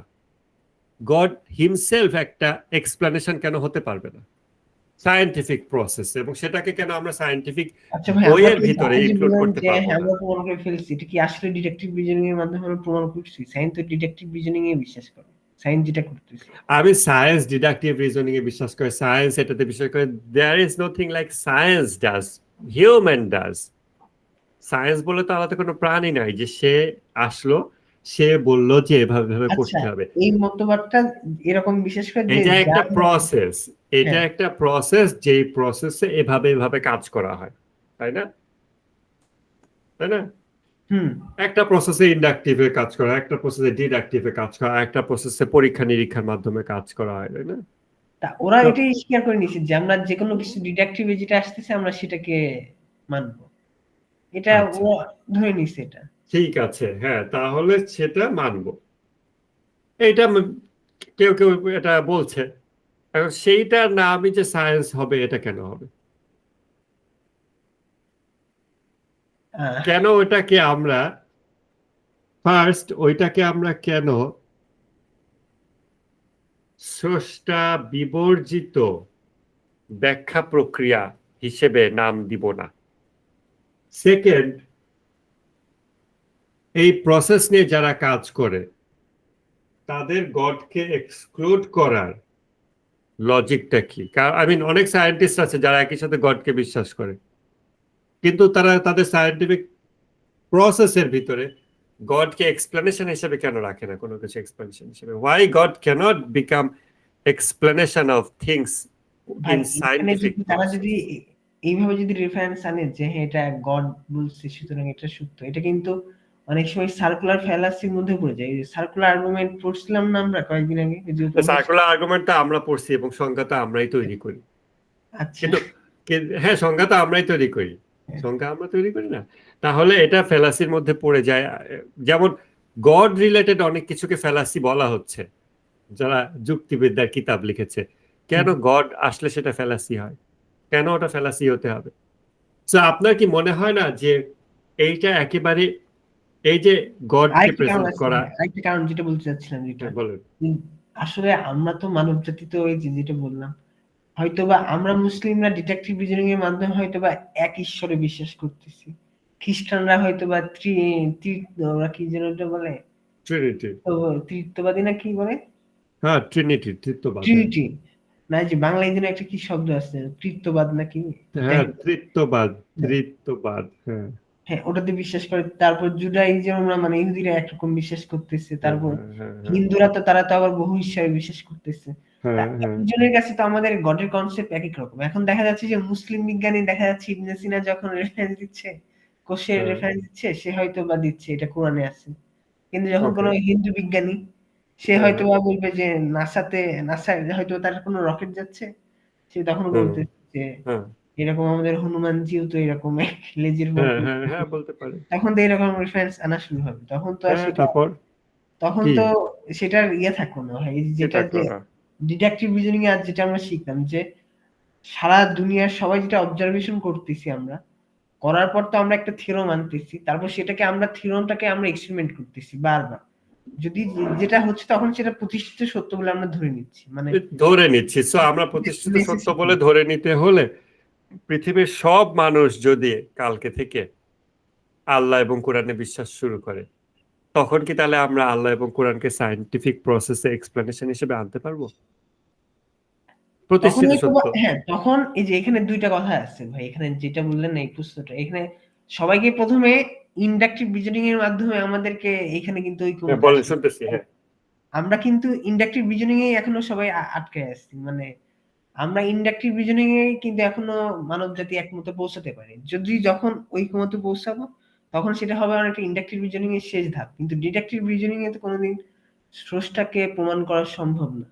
সম্ভব না, সেটা তো আপনি এখন বলে দিচ্ছেন, কিন্তু যদি প্রমাণ হয়, যদি কালকে আগামীকালকে মানে ডিডাকটিভ রিজনিং সব এর যে মানুষ আমরা স্ট্রাকচার দাঁড় করাইছি, মানে মানবজাতি যে একটা স্ট্রাকচার দাঁড় করাইছি, সেই স্ট্রাকচারে সম্ভব না। না না না ডিডাকটিভ স্ট্রাকচারে সম্ভব না কেন? ডিডাকটিভ কারণ স্ট্রাকচারে গডের এক্সিস্টেন্স প্রুফ করা অবশ্যই পসিবল, এবং সেটাই তো আপনাদের হোমওয়ার্ক হবে। তো ইন্ডাকটিভ হ্যাঁ পসিবল। সবাই একটা ইসে আসতেছে সবকে তা অ্যা হয়তোবা পরোক্ষভাবে করা যায়। কিন্তু সেরকমের যেটা বললাম যে এক্সপেরিমেন্ট যেটা মানে যেটা সায়েন্স যেটা বলে আসতেছে যে হ্যাঁ, পঞ্চ ইন্দ্রিয় দ্বারা আমি সেটাই তো আমার কথা, যে সায়েন্স যেটা বলে আসতেছে, আপনি চিন্তা করে দেখেন, এটা হচ্ছে থট প্যারাডাইম। আপনাদের প্যারাডাইম শিফটের একটা ব্যাপার এখানে আছে, যে সায়েন্স বলে আমরা যেটা বলছি ফ্রম দ্য বিগিনিং, এই প্রসেস যেটা আমরা নিজেরাও সেই প্রসেসে কাজ করি, কিন্তু এই প্রসেসটাকে খুব কনসিয়াসলি এই প্রসেস থেকে সুপার ন্যাচারাল ব্যাপারগুলোকে এক্সক্লুড করে রাখা হয়েছে।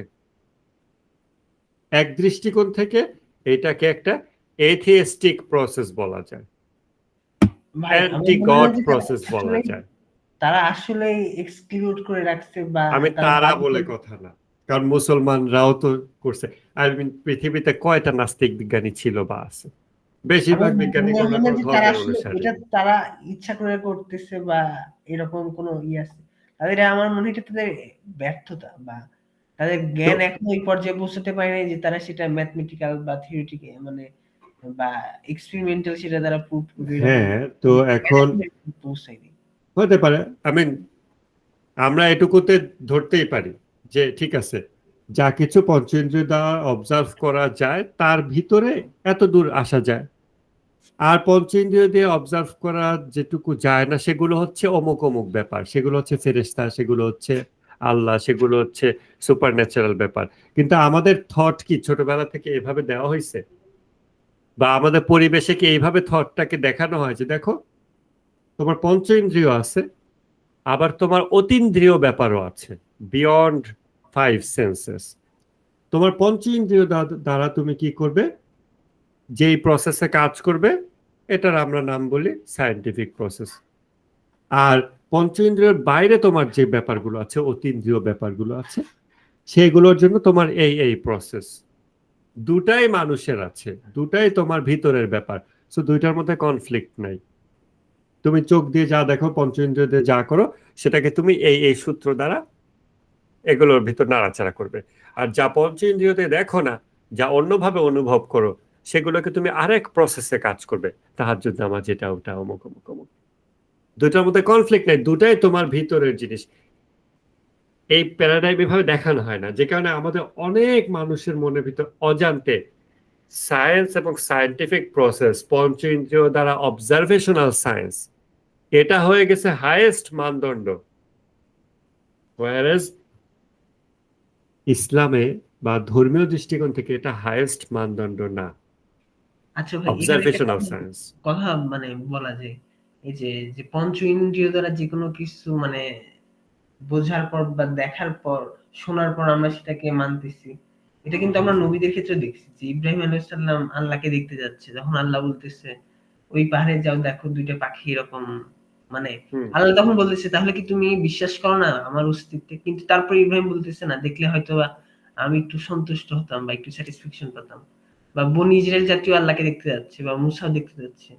তা আমার তো মনে হয় এটা মানুষের প্রবৃত্তি যে হ্যাঁ তারা স্রষ্টাকে আসলে হ্যাঁ, প্রবৃত্তি তো, মানে মানুষ সবকিছু, পঞ্চইন্দ্রিয়দের মানুষ সবকিছু অবজার্ভ করতে চায়, এটা মানুষের প্রবৃত্তি। এটা আমরা কিভাবে বুঝি? একটা বাচ্চা যখন ছোট, সে সবকিছু কিন্তু পাঁচটা ইয়ে দিয়ে করে, সবকিছু সে একটা টেস্ট নিতে চায়, যা কিছু পায় মুখে দেয়, তাই না? যা কিছু পায় হাত দিয়ে ধরে। তো সে পঞ্চ ইন্দ্রিয় দ্বারা একটা জিনিসকে আগে বোঝার চেষ্টা করে। এটা মানুষের প্রবৃত্তি, এটা তো ঠিকই আছে, সমস্যা নাই। কিন্তু সেই প্রবৃত্তিতেই আমাকে কেন বন্দি থাকতে হবে? এটা হলো ব্যাপার। এবং পরবর্তীতে যেটা অতীন্দ্রিয় ব্যাপার, সুপার ন্যাচারাল ব্যাপার, যেটা মানুষ ম্যাচিউর হওয়ার পর ফিল করে, গডকে ফিল করে, স্পিরিচুয়ালিটি ফিল করে, সেগুলোকে সত্য প্রমাণের জন্য আবার কেন পঞ্চ ইন্দ্রিয় দ্বারা লিমিটেড বিষয়গুলোকে উচ্চতর মানদণ্ড হিসেবে সামনে এনে তারপর বিজ্ঞান দ্বারা ধর্ম প্রমাণের যে চেষ্টাগুলো করা হয়, এটা হচ্ছে ওই ওই চিন্তার ওই দৃষ্টিকোণ থেকে, যেখানে তারা ওটাকে হায়ার অথরিটি হিসেবে ধরে বা হায়ার মানদণ্ড হিসেবে ধরে, চিন্তার জায়গা থেকে। আমি যখন এই যে এটা নিয়ে ঘাটাঘাটি করতাম না আসলে বিজ্ঞান আর ধর্মের মধ্যে আসলে কোনো ইয়ে আছে কিনা, আমার যেটা মনে হয়েছে যারা খুব মানে উপরের উঁচু স্তরের যারা সায়েন্টিস্ট তারা কখনো এগুলো নিয়ে কিন্তু আসলে মাথায় ঘামায় না, মানে আসলে এগুলোর মধ্যে সাংঘর্ষিক আছে কি নাই, বরঞ্চ দেখে যে তারা অনেক সময় এটা বিশ্বাসী, তারাই বেশি বিশ্বাসী মুমিনদের চাইতে। কিন্তু দেখা যায় আমি যারা আসলে হ্যাঁ বিজ্ঞানটা বোঝে না, লজিক বোঝে না, এরকম ফিলোসফি বোঝে হ্যাঁ, না, তাদের মধ্যে এই সমস্যাগুলো বেশি দেখা যায়। কারণ দেখেন যেমন সাধারণ মুসলমানরা যে যে সমস্ত তর্ক করবে, পণ্ডিত যারা যেই মাঝহাবেরই হোক, তারা হয়তো ওইসব তর্ককে দুই পক্ষই বাতিল করে দেবে। এমন অনেক তর্ক দুই পক্ষের অনুসারীরা করে, যেটা দুই পক্ষের আলেমরাই বাতিল করে দেবে, এমন আছে। সো সায়েন্স এবং সায়েন্স ভার্সেস রিলিজিয়ন যে ব্যাপারটা খুব কমন একটা বিষয়, সেটা তো আসলে ওই রকম দৃষ্টিকোণ এর কারণে এটা হয়েছে। যেমন আমরা নলেজের র্যাঙ্কিং করি না ছোটবেলা থেকে, আমাদের দৃষ্টিকোণটা নাই।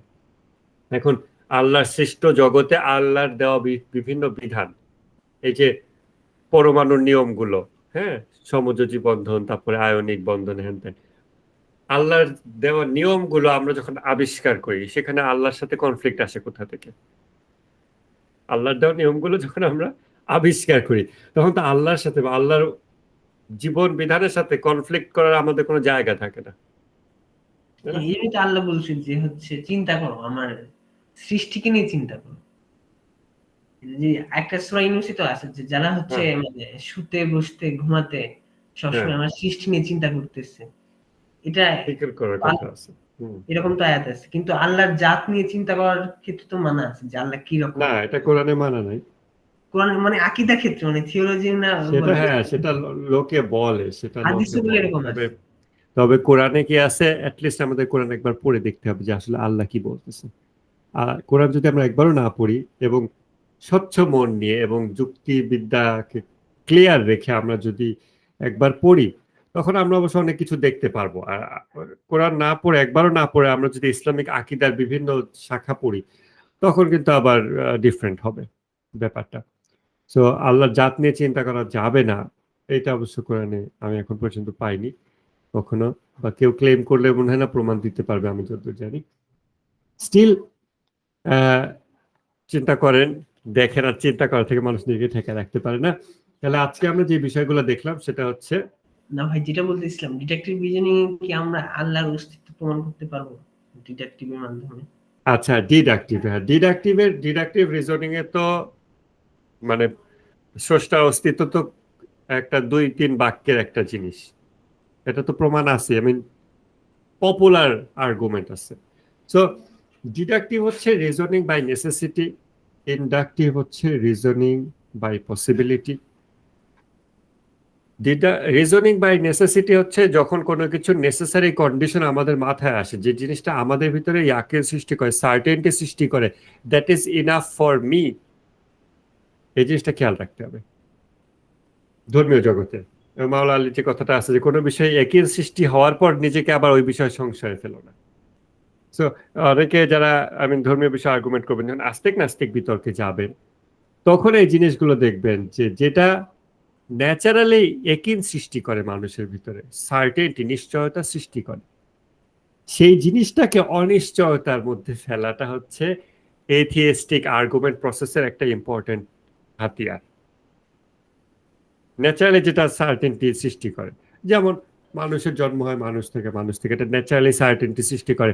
ন্যাচারাল সেন্স আমাদেরকে এইটা বলে না যে মানুষ মাটির ভিতর থেকে ফুড়ে বের হইছে। ন্যাচারাল সেন্স এটা বলে না। ন্যাচারাল সেন্স এটা বলে না যে মানুষকে কাদা মাটিতে তৈরি করে ফু দিছে আর রক্ত মাংসের প্রাণী হয়ে গেছে। এটাও ন্যাচারাল সেন্স আমাদেরকে বলে না। বলে কি? আবার এক লাফে হঠাৎ চিন্তায় চলে যান না যে আমি আদমের সৃষ্টি প্রক্রিয়া নিয়ে প্রশ্নবিদ্ধ করতেছি। আমি বলতেছি এটাও কিন্তু আসে না যে আসলে কিসে থেকে আসছে, বা এটা কিন্তু পরিবেশই বলতেছে যে অবজারভেশন। আমাদের অবজারভেশন কি বলে? মানুষের সৃষ্টি হয় মানুষ থেকে। সিম্পল। তো এইটা যদি আমাদের অবজারভেশন বলে, এটা আমাদের মধ্যে যদি একই সৃষ্টি করে, সার্টেনটি সৃষ্টি করে, নেসেসারি কন্ডিশন হিসেবে আমাদের মধ্যে মনে হয় যে হ্যাঁ এটা একটা necessary condition, that is enough. এবং তারপর আমি যদি আরো জ্ঞান গবেষণা করি, চিন্তা গবেষণা করি, এবং তারপর আমার কাছে যদি আরেকটা জিনিস নিরপেক্ষভাবে চিন্তা করে মনে হয় যে হ্যাঁ এটা একটু ডিফারেন্ট কিছু, সেটা আমার জন্য সঠিক। যেমন নেসেসারি কন্ডিশন হচ্ছে মানুষের জন্ম হবে মানুষ থেকে, নেসেসারি কন্ডিশন। এটা সার্টেনটি সৃষ্টি করেছে আমার ভিতরে যে মানুষের জন্ম হয় মানুষের থেকে, সার্টেনটি, নিশ্চয়তা। অতএব আমি reasoning by necessity, deductive argument এখানে প্রেজেন্ট করতে পারি যে এই মানুষটার জন্ম হয়েছে কোনো না কোনো মাতৃগর্ভ হতে। আমি গ্যারান্টি দিয়ে বলতে পারি, যদিও আমি তার মাকে দেখি নাই, চিনি নাই, জানি না। এটা হচ্ছে ডিডাকটিভ আর্গুমেন্ট করতে পারলাম। এখন আমার ব্রেইন তো আরো অন্যান্য বিষয়ে আর্গুমেন্ট করে এবং ডিডাকটিভ রিজনিং করে। যেমন 2-এর চেয়ে 1 ছোট, একটা জিনিসকে 2 খণ্ড করে ফেললে সেই টোটাল জিনিসটা কমে যায়। এই নর্মাল সেন্সগুলো আমাদের ভিতরে নিশ্চয়তা আনছে, নিশ্চিত জ্ঞান এগুলো আমাদের। এই নিশ্চিত জ্ঞানগুলোকে খুঁটি ধরে আমরা তখন পরবর্তী স্টেপে আগাই, অন্যান্য বিষয়কে এটার সাপেক্ষে যাচাই করে আমরা সত্যাসত্য নির্ধারণ করি। এটার সাপেক্ষে এটা নিশ্চিত একটা বিষয় যে এটাকে 2 টুকরা করলে ছোট হয়ে যাবে। এটা যখন নিশ্চিত একটা বিষয়, এই যুক্তিটার উপর ডিপেন্ড করে আমি আরেকটা অকাট্য যুক্তি তৈরি করতে পারি, আরেকটা নিশ্চিত যুক্তি তৈরি করতে পারি, আরেকটা ডিডাকটিভ আর্গুমেন্ট আনতে পারি। আবার এটার উপর ভিত্তি করে আমি একটা ইনডাকটিভ আর্গুমেন্ট আনতে পারি, রিজনিং বাই পসিবিলিটি, যে এরকম হলে চান্স আছে ওরকম হবে। তাহলে আমাদের একটা গ্রাউন্ড দরকার যেটার উপর আমরা দাঁড়াবো, একটা প্ল্যাটফর্ম দরকার যেটার উপর আমরা নিশ্চয়তা সহকারে দাঁড়াবো। সেখান থেকে আমরা স্টার্ট করব। যদি কোনো প্ল্যাটফর্মে নিশ্চয়তা না থাকে তাহলে আমরা কোথা থেকে স্টার্ট করব? স্টার্ট তো আমাদের অস্তিত্বের ভিতর থেকে চিন্তা শুরু হয়। তাহলে ওই প্রসঙ্গে আসি যে গডের প্রুফ হিসেবে যেটা বলে ফার্স্ট কজ, সেটা কি বলে? সেটা বলে যে বিচ্ছিন্ন জিনিসের ইনফিনিটি হয় না। বিচ্ছিন্ন জিনিস এটা একটা, তার আগে আরেকটা ছিল, তার আগে আরেকটা ছিল, ফলিং ডমিনো ইফেক্ট যেটাকে বলে। এটাকে এটা ধাক্কা দিছে, তার আগেরটাকে তারটা ধাক্কা দিছে। তাহলে এভাবে একটাকে আরেকটা ধাক্কা দিছে, সেটাকে আরেকটা ধাক্কা দিছে। গোড়ায় কে ধাক্কা দিছিল সেটা নিশ্চয়ই আর এ নিজে হবে না, কারণ ফলিং ডমিনো যাকে আমরা দেখতেছি পড়ে যাচ্ছে, পড়ে যাচ্ছে মানে তাকে বাইরের কেউ ধাক্কা দিছে। তাহলে শুরুতে কে ধাক্কা দিল? তখন এটা আমাদের সেন্সে আসে যে শুরুতে যে ধাক্কা দেবে সে নিশ্চয়ই এ হবে না, এর থেকে ডিফারেন্ট কেউ হবে, জাত আলাদা হবে, ডিফারেন্ট কেউ হবে, সিস্টেমের বাইরের থেকে ইনপুট আসবে। না হলে চক্রাকার সিস্টেম রান করতে পারে না। যে কোনো স্থবির সিস্টেম স্টার্ট করতে গেলে এটা লাগে। এটা আমাদের নর্মাল সেন্সে আমরা এটাকে নিশ্চিত জ্ঞান হিসেবে পাইছি, আমাদের কাছে এটা নিশ্চিত হিসেবে মনে হয়। এটার জন্য আমাদের কোনো বিশেষ স্কুল কলেজ ভার্সিটিতে পড়ার দরকার হয় না, নিউটনের ফিজিক্স পড়ার দরকার হয় না, কোয়ান্টাম ফিজিক্স পড়ার দরকার হয় না, আলাদাভাবে ম্যাথমেটিক্স শেখারও দরকার হয় না। মানুষকে একটু নর্মাল প্রশ্ন করলে, যা একটা ছবি নিলাম, অনেকগুলা তাস পড়ে যাচ্ছে, একটা থেকে একটা পড়ে যাচ্ছে, তখন তাকে যদি বলে যে এই তাসটা পড়তেছে কেন, সে বলবে আগেরটা ধাক্কা দিছে দেখো তাই। আর সে আগেরটা পড়ে যাচ্ছে কেন, তার আগেরটা ধাক্কা দিছে তাই। তাহলে এভাবে করে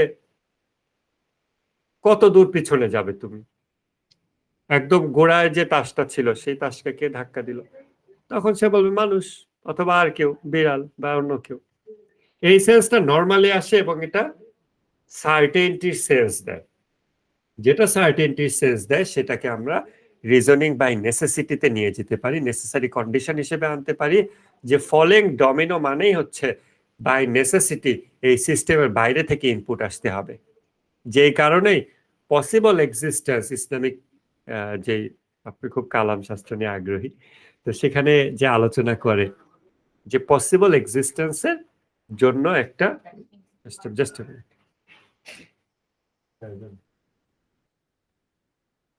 তো যেটা বলে যে পসিবল এক্সিস্টেন্সের জন্য আপনার এসেনশিয়াল এক্সিস্টেন্স লাগবে।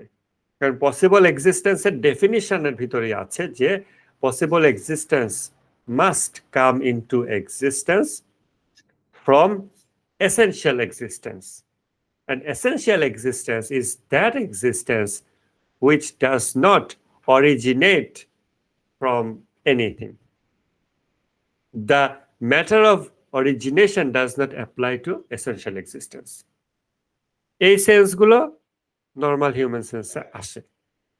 নর্মাল হিউম্যান সেন্স এইভাবে করে ফার্স্ট কজ আর্গুমেন্ট, যেটা ফার্স্ট কজ আর্গুমেন্ট দিয়ে গডকে প্রুভ করা যায়। প্রথম মা, আদি মাতা, তাকে কে সৃষ্টি করেছিল? আদি মাতা মানেই হচ্ছে সে আর কোনো মাতৃগর্ভ থেকে জন্ম নেয়নি, ডিফারেন্ট কোনোভাবে তার সৃষ্টি হয়েছে। এইটাই আমাদের লজিক বলে। সেই ডিফারেন্টটা কিভাবে? সেই ডিফারেন্টটা কি কেমিক্যাল স্যুপ থেকে অ্যামিবা হয়ে হয়ে বিভিন্ন প্রাণী হয়ে, মেরুদণ্ডী প্রাণী হয়ে, আস্তে আস্তে অনেক রকম প্রাণী থেকে বিবর্তিত হয়ে এই রকম মানুষ হয়েছে, নাকি মাটি দিয়ে বানায় ফু দিছে মানুষ হয়ে গেছে, নাকি অন্য কোনো ভাবে হয়েছে? যেভাবেই হোক হয়েছে, অন্য কোনো ভাবে হয়েছে, অন্য কেউ করছে, এই সেন্সটা আসে, এটা সার্টেনটি দেয়। নর্মালি আনবায়াসড ব্রেইন এই সার্টেনটি পাবে, নিরপেক্ষ মন এই সার্টেনটি পাবে, নিশ্চয়তা পাবে। তখন এটা হয় reasoning by necessity, first cause argument, প্রথম কারণ, সকল কারণের গোড়ার কারণ, যার আর কোনো কারণ থাকতে পারে না, সেটাই হলো গড। এটা হলো ফার্স্ট কজ আর্গুমেন্ট। কোরআনের সিমিলার আর্গুমেন্ট আছে, যেটা আমি আপনাদের আগে ক্লাসে বলেছি। তারা কি কোনো উৎস ছাড়া সৃষ্টি হয়েছে, নাকি তারা নিজেরাই নিজেদের সৃষ্টিকর্তা? লজিক অনুযায়ী এটা নিজেই নিজেকে সৃষ্টি করতে সক্ষম নয়, কেননা যার এক্সিস্টেন্স নাই সে বলে তো আর কোনো ব্যাপারই থাকতে পারে না যে সে আবার নিজেকে সৃষ্টি করলো। সো ফার্স্ট এক্সিস্টেন্স যখন আমরা কথাটা বলি, আমাদের মধ্যে একটা সিকোয়েন্সের ফিলিংস কাজ করে। প্রথম এক্সিস্ট করে যখন ক্রিয়েশনের কথা আমরা বলি। ক্রিয়েশন, কোনো একটা কিছু ক্রিয়েট হলো, একটা জিনিস ছিল না, অস্তিত্বই ছিল না, জিনিসটা ক্রিয়েট হলো। যখন বলি জিনিসটা ক্রিয়েট হলো, তখনই আমাদের মধ্যে একটা সেন্স, টাইমের সেন্স কাজ করে, যে ছিল না এখন হলো। কিভাবে হলো? সে তো ছিলই না, সে তার নিজেকে সৃষ্টি করতে পারবে না। তাহলে সৃষ্টিটা হলো কিভাবে, কোথা থেকে? অন্য কোন সোর্স থেকে। এখন এথিস্টিক আর্গুমেন্টে আরো আসে যে সোর্স থেকেই কেন আসতে হবে। এগুলো নর্মাল যে আমাদের সেন্স, এই সেন্সের বিরোধী। কেননা আমাদের সমস্ত সেন্স, আমাদের every science, every argument, every discussion and interaction, ঝগড়া, তর্ক বিতর্ক, ভালোবাসা, এভরিথিং হয় কিসের ভিত্তিতে? অবজারভেশনাল আন্ডারস্ট্যান্ডিং থেকে। We observe that things are created from one thing into another. এটা আমরা অবজার্ভ করি, এক জিনিস থেকে আর এক জিনিস সৃষ্টি হয়। খাওয়া দাওয়া করে মানুষ, পুষ্টি দ্বারা একটা মানুষ জন্ম নেয়। এভাবে কম্পিউটার বানায়, লোহালক করতে বানায় ফেলে, তাই না? তো এক জিনিস থেকে আর এক জিনিস সৃষ্টি হয়। তাহলে সোর্স থেকে ক্রিয়েশন আসে, এটা আমাদের একই আছে সার্টেনটি। কোন লেভেলের সার্টেনটি? যে কোনো একটা জিনিসকে দেখলে তার নেসেসারি কন্ডিশন হিসেবে একটা সোর্স আমরা রাখবই। Anything that exists must have a source. এটা হলো আমাদের জেনারেল ইয়াকিন, জেনারেল সার্টেনটি, নিশ্চয়তা। আমরা এই নিশ্চয়তাটা ফিল করি। এখন ডিস্টরশনের কথা বাদই রাখলাম, কারণ ডিস্টরশন, কারণ সবাইকে আমরা দেখতেছি পায়ে হাঁটে। কোনো মানুষ যদি বলে যে আমি হাতে হাঁটবো, কেন মাথা উপরে থাকবে, মাথাকে আমি নিচের দিকে রেখে এভাবে এভাবে হাঁটবো, সে সারা জীবন ওভাবে হাঁটতে পারে, কিন্তু সেটা তার সেরকম করতেই পারে, ওটাকে আমরা ডিস্টরশন বলছি, বিকৃতি বলছি। এখন কোনো মানুষ নর্মাল হিউম্যান সেন্স যেটা, এগুলোকে বিকৃত করতে পারে মানুষের এই এবিলিটি আছে। মানুষ যে নর্মাল যা কিছু ভালো খাদ্য ফেলে আস্তে আস্তে খারাপ খাদ্য খাবে, মানুষ প্র্যাকটিস করে করে সে নিজেকে অখাদ্য কুখাদ্য খাওয়ায় অভ্যস্ত করে ফেলতে পারে। যে ভালো খাবার আর তার ভালো লাগবে না, খারাপ খাবারটা ভালো লাগবে। মানুষ সাইকোলজিক্যালি নিজেকে এমন অবস্থায় নিয়ে যেতে পারে যে ডিপ্রেশন তার কাছে ভালো লাগে, সে ডিপ্রেসড হওয়াটা এনজয় করে। পানাহেনের বইয়ের মধ্যে আছে how to pray a good প্রেয়ারের মধ্যে অনেক মানুষের রোগ এমন পর্যায়ে যায় যে তারা ডিপ্রেসড হওয়াটাকে এনজয় করে এবং তারা এর থেকে বের হতে চায় না, কারণ তারা এটাকেই ভালোবাসে। তো মানুষের পক্ষে নিজেকে, নিজের যেই নর্মাল সেন্স, গুড সেন্স, এগুলোকে ডিস্টর্ট করা, বিকৃত করা পসিবল। যখন মানুষ ডিপ্রেস থাকতে ভালোবাসবে, যখন মানুষ খুন করতে, খারাপ কাজ করতে ভালোবাসবে, ভালো কাজ করতে একেবারেই ভালো লাগবে না, এবং বিস্বাদ খাবার, খারাপ খাদ্য, কুখাদ্য, আবর্জনা, এগুলো হয়তো খেতে তার ভালো লাগবে। এভাবে মানুষ নিজেকে বিকৃত করে ওই লেভেলে নিয়ে যেতে পারে। যখন মানুষ এগুলো সব ব্রেইনে হয়, তাই না?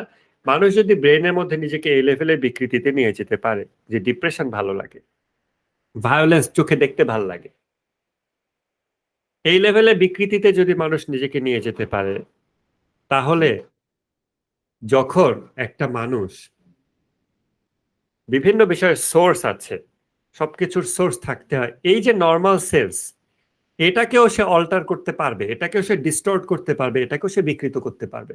এটাকে সে বিকৃত করে বলবে সবকিছুর সোর্স থাকতেই হবে। কেন থাকতে হবে সোর্স? হ্যাঁ, আমরা দেখছি পৃথিবীতে যা কিছু দেখি এগুলোর সোর্স আছে, পৃথিবীর বাইরে এমন কিছু থাকতে পারে যার সোর্স নাই, এটা সে বলতে পারে।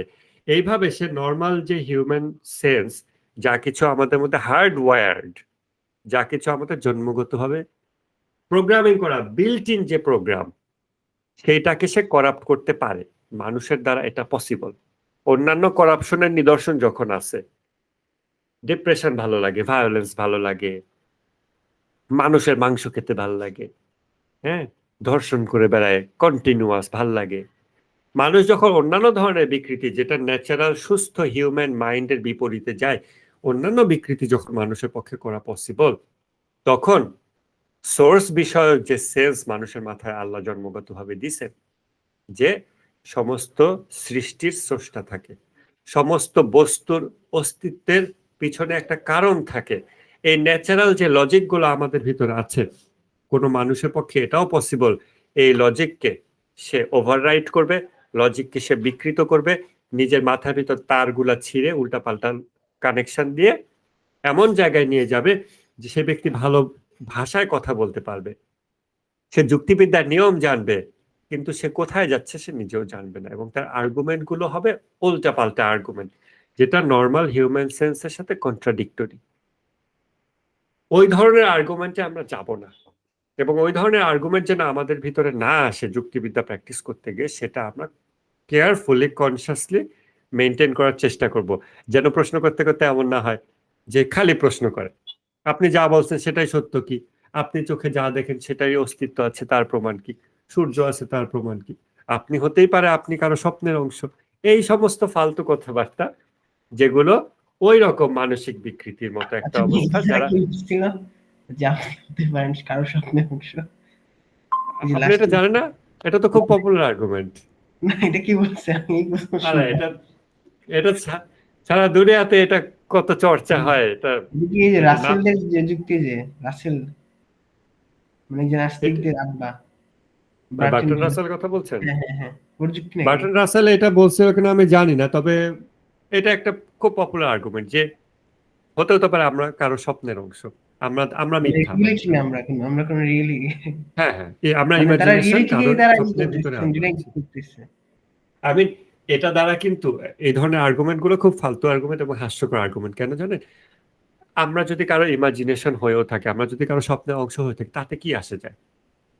আমার খেতে হবে, পড়তে হবে, বাজারে যেতে হবে, আমার অর্থনীতি সাজাতে হবে, আমার পরিবার ব্যবস্থা ঠিক করতে হবে, আমার যা কিছু আমার প্রবলেমস যেগুলো আমি সলভ করার চেষ্টা করছি, যে কারণে আমি কথা বলছি, কোনো প্রবলেমই মিথ্যা হয়ে যায় না। তাতে কোনো প্রবলেম আমার জন্য মিথ্যা হয় না, আমার সাপেক্ষে মিথ্যা হয় না। মেবি আমি কারো স্বপ্নের ভিতরে আছি, what difference does it make?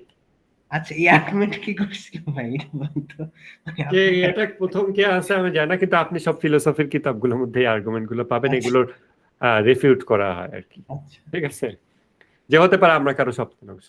আবার যে অ্যাগনস্টিক যে আর্গুমেন্ট যে নাথিং ইজ নোয়েবল, কিছুই জানা যায় না, মানুষের পক্ষে জ্ঞান অর্জন করা সম্ভব না, এই ধরনের যে আর্গুমেন্ট গুলো প্রেজেন্ট করা হয়, এই আর্গুমেন্ট গুলো সুস্থ মস্তিষ্কের আর্গুমেন্ট হয় না।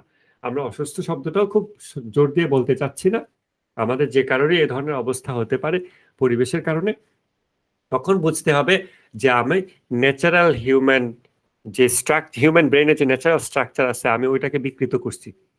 বিকৃত করার ফলে আমার এখন ভায়োলেন্স ভালো লাগে, আমার ওইটা ভালো লাগে, ওইটা ভালো লাগে, এবং একই সাথে বিভিন্ন জিনিসের যে সোর্স থাকতে হয়, এই সেন্সটাকে আমি এখন উল্টানোর চেষ্টা করতেছি। আমি নিজে থেকে উল্টানোর চেষ্টা করতেছি, শয়তান ইনফ্লুয়েন্স করতেছে, এনিহাও আমি এটা করতেছি। এটা বুঝতে হবে। এর চেয়ে বেশি এই বিষয়ে আমার বলার কিছু নাই, এবং বলার দরকার আমি মনে করি না। এর চেয়ে বেশি ওই বিষয়ে ডিসকাস করাটার কোনো বেনিফিট নাই। আমার পার্সোনাল বেনিফিট নাই, আমাদের সোশ্যাল এবং কমিউনাল কোনো বেনিফিট নাই। যে মানুষের পক্ষে আসলে জ্ঞান অর্জন সম্ভব কিনা, তারপরে হতে পারে ওই যে লরেন্স ক্রাউসের 3 ঘন্টার লেকচার আপনারা দেখবেন হয়তো, ইয়ের সাথে সামথিং ফ্রম নাথিং, রিচার্ড ডকিন্সের সাথে, পিওরলি ফালতু আলাপ। তারা দুজন সায়েন্টিস্ট, লরেন্স ক্রাউস মরে গেছে, তারা দুজন সায়েন্টিস্ট। তারা সেখানে বসে কি আলাপ করছে? তারা সেখানে কোনো সায়েন্সে আলাপ করছে না। Science by its definition that as it is accepted, they were not talking any science. 3 ঘন্টার আর্গুমেন্ট আপনি ইউটিউবে পাবেন, সামথিং ফ্রম নাথিং। এবং এখানে শুধু ভাষার খেলা করতেছে তারা। তারা দুজনে ভাষা ভালো পারে, কথাবার্তা দিয়ে, বিভিন্ন কথা দিয়ে শব্দের খেলা, যে something from nothing. Lawrence Krauss বলতেছে যে nothing is very interesting, you know, nothing is very unstable. when there is nothing, something will come out of it. Just শব্দের খেলা ভাই। যখন আপনি বলতেছেন something will come out of nothing, then whatever that nothing is, you are pointing to a source. That's a source. And then you come to the argument of source. So maybe you are trying to define God by the word nothing, because nothing is very unstable. Whenever there is nothing, something will come out of it. মানে হচ্ছে বাংলায় বললে নাই।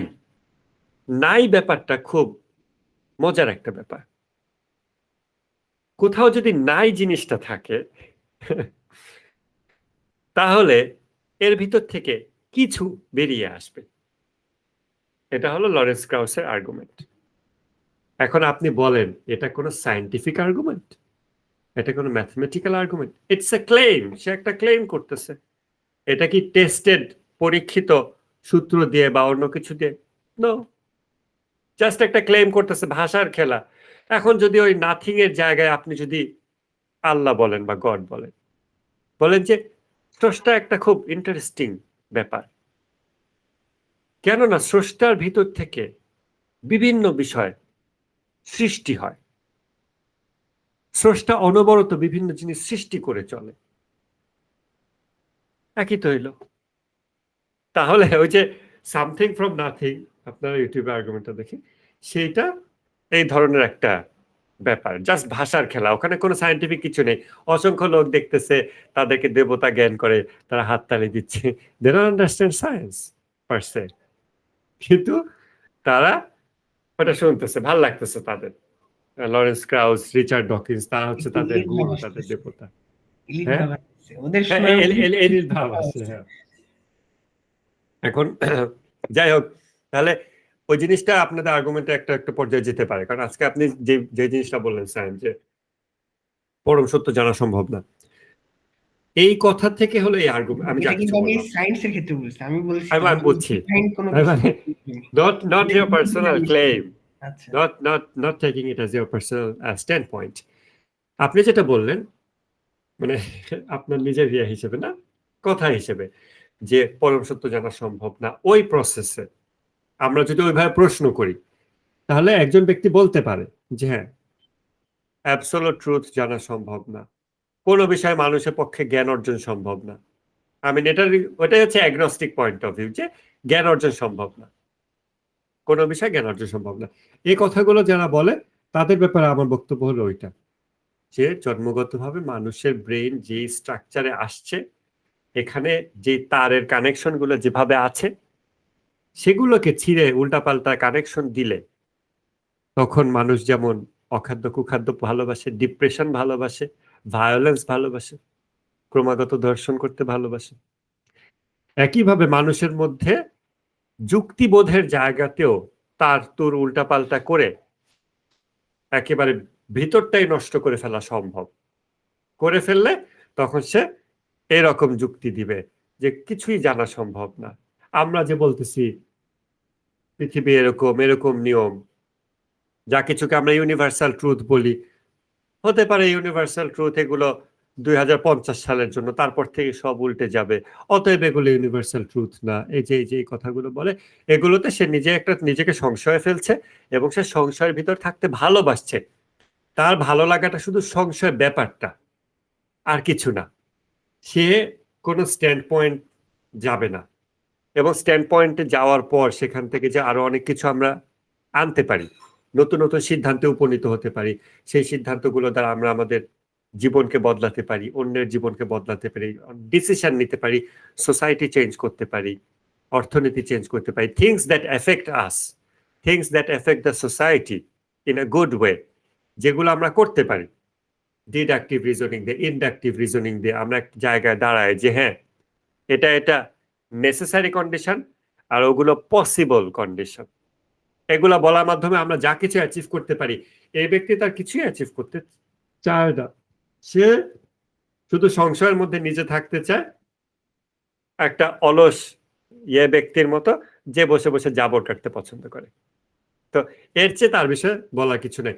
এই বিষয়ে অনেক argument করে যাওয়া যায়, কিন্তু সে আর্গুমেন্ট আমি করব না, কারণ আছে, এটা ডগম্যাটিক কোনো পয়েন্ট না। আপনি ফ্যালাসি যখন পড়বেন না, fallacy of dogmatic point of view fallacy, এগুলো আপনারা পড়বেন হয়তো। ফ্যালাসি একটা স্মল পার্ট আসলে আর্গুমেন্টের। ডগমা মানে হচ্ছে আমি একটা কিছু ক্লেম করব, আমি এটা প্রমাণ করব না, আমি এটার উপর ইস্তেকামাত থাকবো, বলবো এটা আমার বিশ্বাস, এটা নিয়ে আমি কোনো যুক্তি দেবো না, কোনো কথা হবে না, এটাকে বলে dogmatic point of view. But আমি যে বললাম যে যারা ওই ধরনের আর্গুমেন্ট দেয় যে কিছুই জানা সম্ভব না, যা কিছু আমরা অবজার্ভ করতেছি সেটা তো আমি অবজার্ভ করছি, অন্যের অবজারভেশন ডিফারেন্ট হতে পারে, হ্যান তেন, এই যে এই ধরনের সংশয় সৃষ্টিমূলক যে কোন বিষয়, যেই বিষয়গুলো মানুষের মধ্যে জন্মগতভাবে ইয়াকিন সৃষ্টিকারী, সেই মৌলিক বিষয়গুলোকে যারা সংশয়ে ফেলে, তাদের ব্যাপারে আমি এর চেয়ে বিস্তারিত আর্গুমেন্ট করবো না। আমি তাদের ব্যাপারে এটুকু বলবো যে তারা নিজেদের ব্রেনের হার্ড ওয়ারিং যেগুলো, সেই ওয়ারিং গুলোকে ডিস্টর্ট করে ফেলেছে, বিকৃত করে ফেলেছে। কেন বলবো, কেন আমি তাদের আর্গুমেন্টের পিছে ছুটবো না? প্রথম, আর্গুমেন্টে জয়ী হওয়া এটা আমার উদ্দেশ্য না, বা আমাদের উদ্দেশ্য না। আমরা যখন স্রষ্টা প্রাপ্তি বা উন্নত জীবন যাপনের জন্য, উন্নত জীবন মানে আমেরিকা থাকে না তো, উন্নত জীবন মানে আর কি পার্সোনাল স্যাটিসফ্যাকশন জায়গা থেকে, বিভিন্নভাবে স্পিরিচুয়ালিটি জায়গা থেকে উন্নত জীবনের জন্য আমরা যখন যুক্তির চর্চা করছি, তখন আমাদের জন্য বিতর্কে জেতা কোনো উদ্দেশ্যই না, কোনো উদ্দেশ্যই না। আমরা অন্য কিছু অ্যাচিভ করতে চাই। সিম্পলি তর্কে জিতে আমি জিতছি, যশ খ্যাতি, এগুলো আমরা অ্যাচিভ করতে চাই না। সো ওই জায়গাতে আমাদের একটা উদ্দেশ্য ডিফারেন্ট আছে, যেই কারণে কোনো ব্যক্তি যখন আর্গুমেন্ট টেনে নিতে থাকে অনেক দূর, এমন দিকে নিতে থাকে যেখানে গিয়ে আমার আল্লাহ প্রাপ্তি নাই, যেখানে গিয়ে আমার আসলে উপকার নাই, আমি বুঝতে পারতেছি এবং বুঝতে পারতেছে সে শুধু চুলকানোর জন্য চুলকাচ্ছে, তখন আমি সেখানে যাব না। আমি ওখানে চুলকায় গিয়ে তার থেকে বেশি চুলকায় দিয়ে জিতে আসতে পারলেও আমি যাব না। সেই এবিলিটি আমার থাকতে হবে, কিন্তু আমি সেটা করব না। এটা হলো একটা বিষয়। সেকেন্ড বিষয় হচ্ছে যুক্তির দৃষ্টিকোণ থেকে ওই অবস্থানগুলো দুর্বল। আপনারা যখন আর্গুমেন্ট আরো বেশি প্র্যাকটিস করবেন, করতে করতে আপনারা এই বিভিন্ন এই ধরনের ক্লাসিক্যাল বিভিন্ন কথা, এই যে আমি আর কারো স্বপ্নের ভিতর, হ্যাঁ, এই সমস্ত ফালতু কথা, এইগুলো আপনারা পাবেন। পাওয়ার পর আপনারা সেটাতে আবার ডোন্ট গেট ক্যারিড অ্যাওয়ে, ওইটা নিয়ে ভাবতে ভাবতে ভেসে চলে গেলাম ওই জগতের মধ্যে, সেটা আবার হয়ে যায় না। সেই বিষয়েও নিজের রাশ টেনে ধরেন, স্টার্ট করবেন নিজের নিরপেক্ষ একটা অবস্থান থেকে, জন্মগতভাবে যা কিছু আমাদের মধ্যে ইয়াকিন সৃষ্টি করে সেইগুলো থেকে। With that being said, let's come to conclusion of today's session. সেটা হচ্ছে ইসলামের ভিতরে ডিডাকটিভ আর ইনডাকটিভ, এটার কতগুলো এক্সাম্পল নিয়ে আসবেন, ঠিক আছে? আচ্ছা ভাই, ওই যে ওই কাহারের ব্যাপারে একটু বলতে পারবেন? কাহার 313 ব্যাপারে। এটা আমাদের আর্গুমেন্ট ক্লাসের রেকর্ড হচ্ছে। আচ্ছা তো আচ্ছা, আচ্ছা এটা কি দিবেন বাইরে কাউকে? বাইরে দেবো না, ওই যে আমাদের অপু দেখবে, তারপরে আচ্ছা ঠিক রায়ান আছে। দেখবে। তো তাহলে এটা হচ্ছে, এটা একটা ইম্পর্টেন্ট জিনিস আজকে আপনারা শুনলেন, সেটা হচ্ছে ডিডাকটিভ আর ইনডাকটিভ। সবকিছুই অবজারভেশন থেকে আসে। যে অবজারভেশন আমাদের মধ্যে সার্টেনটি নিয়ে আসে, নিশ্চয়তা আনে, সেই অবজারভেশন গুলো ব্যবহার করে আমরা রিজনিং বাই নেসেসিটি, অপরিহার্যতার দ্বারা যুক্তি আমরা ব্যবহার করি। Deductive logic, deductive argument, deductive reasoning. আর যে সমস্ত অবজারভেশন থেকে আমাদের মধ্যে পসিবিলিটির সেন্স আসে, 100% গ্যারান্টি সার্টেনটি আসে না, সেগুলোর থেকে আমরা ইনডাকটিভ রিজনিং করি। ইনডাকটিভ রিজনিং ধর্মের জগতে 2-3টা উদাহরণ দেন তো দুইজন প্রত্যেকে, আর ডিডাকটিভের উদাহরণ দেন, এখন দেন, তারপরে আবার নেক্সট মঙ্গলবার আবার দিবেন। বলেন। কি ভাই আরেকবার বলেন ভাই, বুঝলাম না। ডিডাকটিভ আর ইনডাকটিভের এক্সাম্পল দেন মানে ইসলামের ধর্মীয় জগতের জগতে। ভিতর থেকে। হ্যাঁ, তত্ত্ব থিওরির ভেতর থেকে দিতে পারেন, ইতিহাসের ভিতর থেকে দিতে পারেন, ইতিহাসের আচ্ছা বিভিন্ন ব্যক্তিত্বের ডিডাকটিভ, ব্যাপার। হ্যাঁ। দেন। এক মিনিট ভাই, একটু চিন্তা করি। ডিডাকটিভ আসলে বেশি হবে ফিকি দিক দিয়ে, মানে যেগুলো আমরা ফিকি ইয়াতে করতেছি। যে যেমন কোনো একটা বিষয় বলতে পারেন। যেমন আর হ্যাঁ হয়তো তোফায়েল বা বলেন।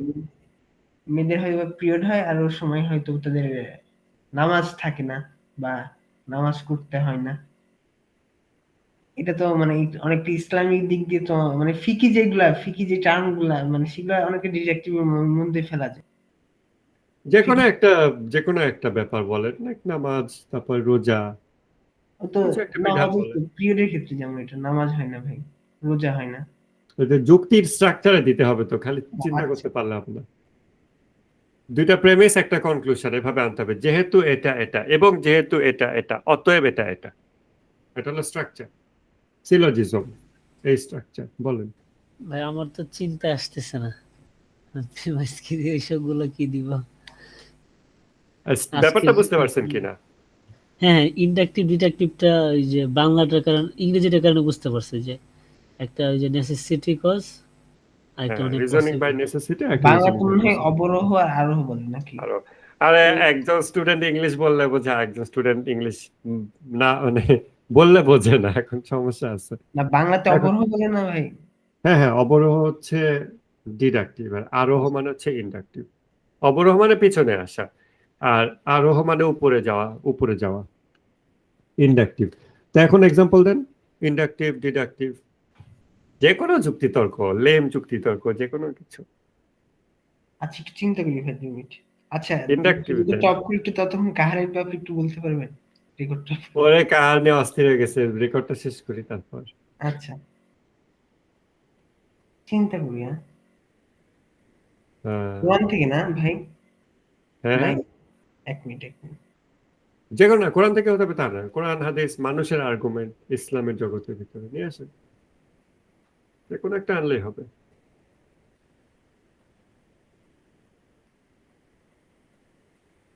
ইন্ডাকটিভের তোফায়েল ক্ষেত্রে বলেন। যেমন বলা যায় যে হ্যাঁ, মানব জাতির গাইডেন্স এর জন্য সবসময় একটা মানুষের দরকার। সুতরাং এর জন্য নবী বা ইমাম প্রত্যেক যুগে দরকার। এটাই ইন্ডাকটিভের মধ্যে ফেলানো যায়। আহ, উম, আর একটু সুন্দর করে বলতে হবে। মানব জাতি যেহেতু নিজেদের ভালো নিজেরা বুঝতে পারে না, এর জন্য তাদের সবসময় একটা ডিভাইন কোনো নেতা দরকার। সুতরাং তাদের প্রত্যেক যুগে একজন ইমাম বা খলিফা দরকার। এটা ইন্ডাকটিভের মধ্যে পড়ে না? আহ, আপনার ভাষা আর কি, ভাষার উপর ডিপেন্ড করে। ও আপনার আচ্ছা। ইন্ডাকটিভে আপনার চান্স আছে, পসিবিলিটি আছে, এইভাবে বলতে হবে। আচ্ছা।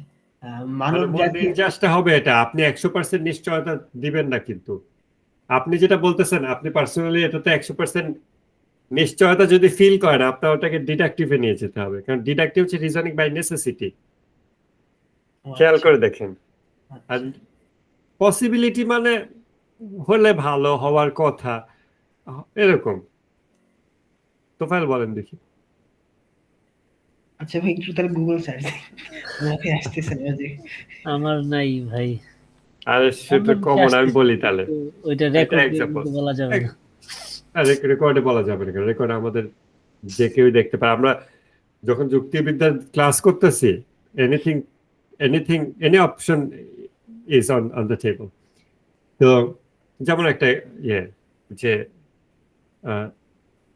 চুলকানি আর্গুমেন্ট, যেমন রাসূল সাল্লাল্লাহু আলাইহি ওয়াসাল্লাম তার মৃত্যুর আগে হযরত আবু বকরকে নামাজ ইমামতি করতে দিছেন।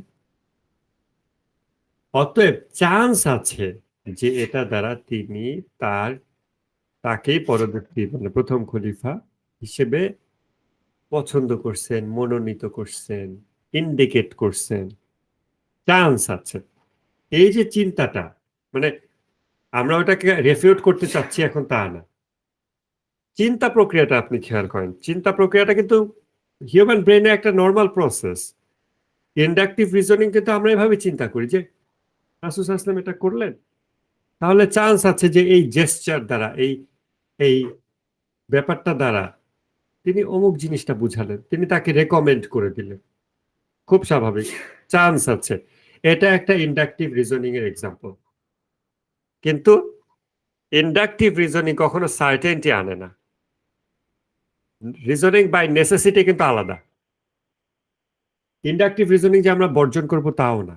আমাদের বুঝতে হবে ধর্মীয় জগতে ইন্ডাকটিভ রিজনিং কোন কোন ক্ষেত্রে প্রযোজ্য, কোন কোন ক্ষেত্রে অবশ্যই ডিডাকটিভ রিজনিং লাগবে, রিজনিং বাই নেসেসিটি কোন কোন আচ্ছা ক্ষেত্রে ভাই, লাগবে। এখানে যেমন একটা প্রশ্ন মাথায় আসলো অনেকক্ষণ পর।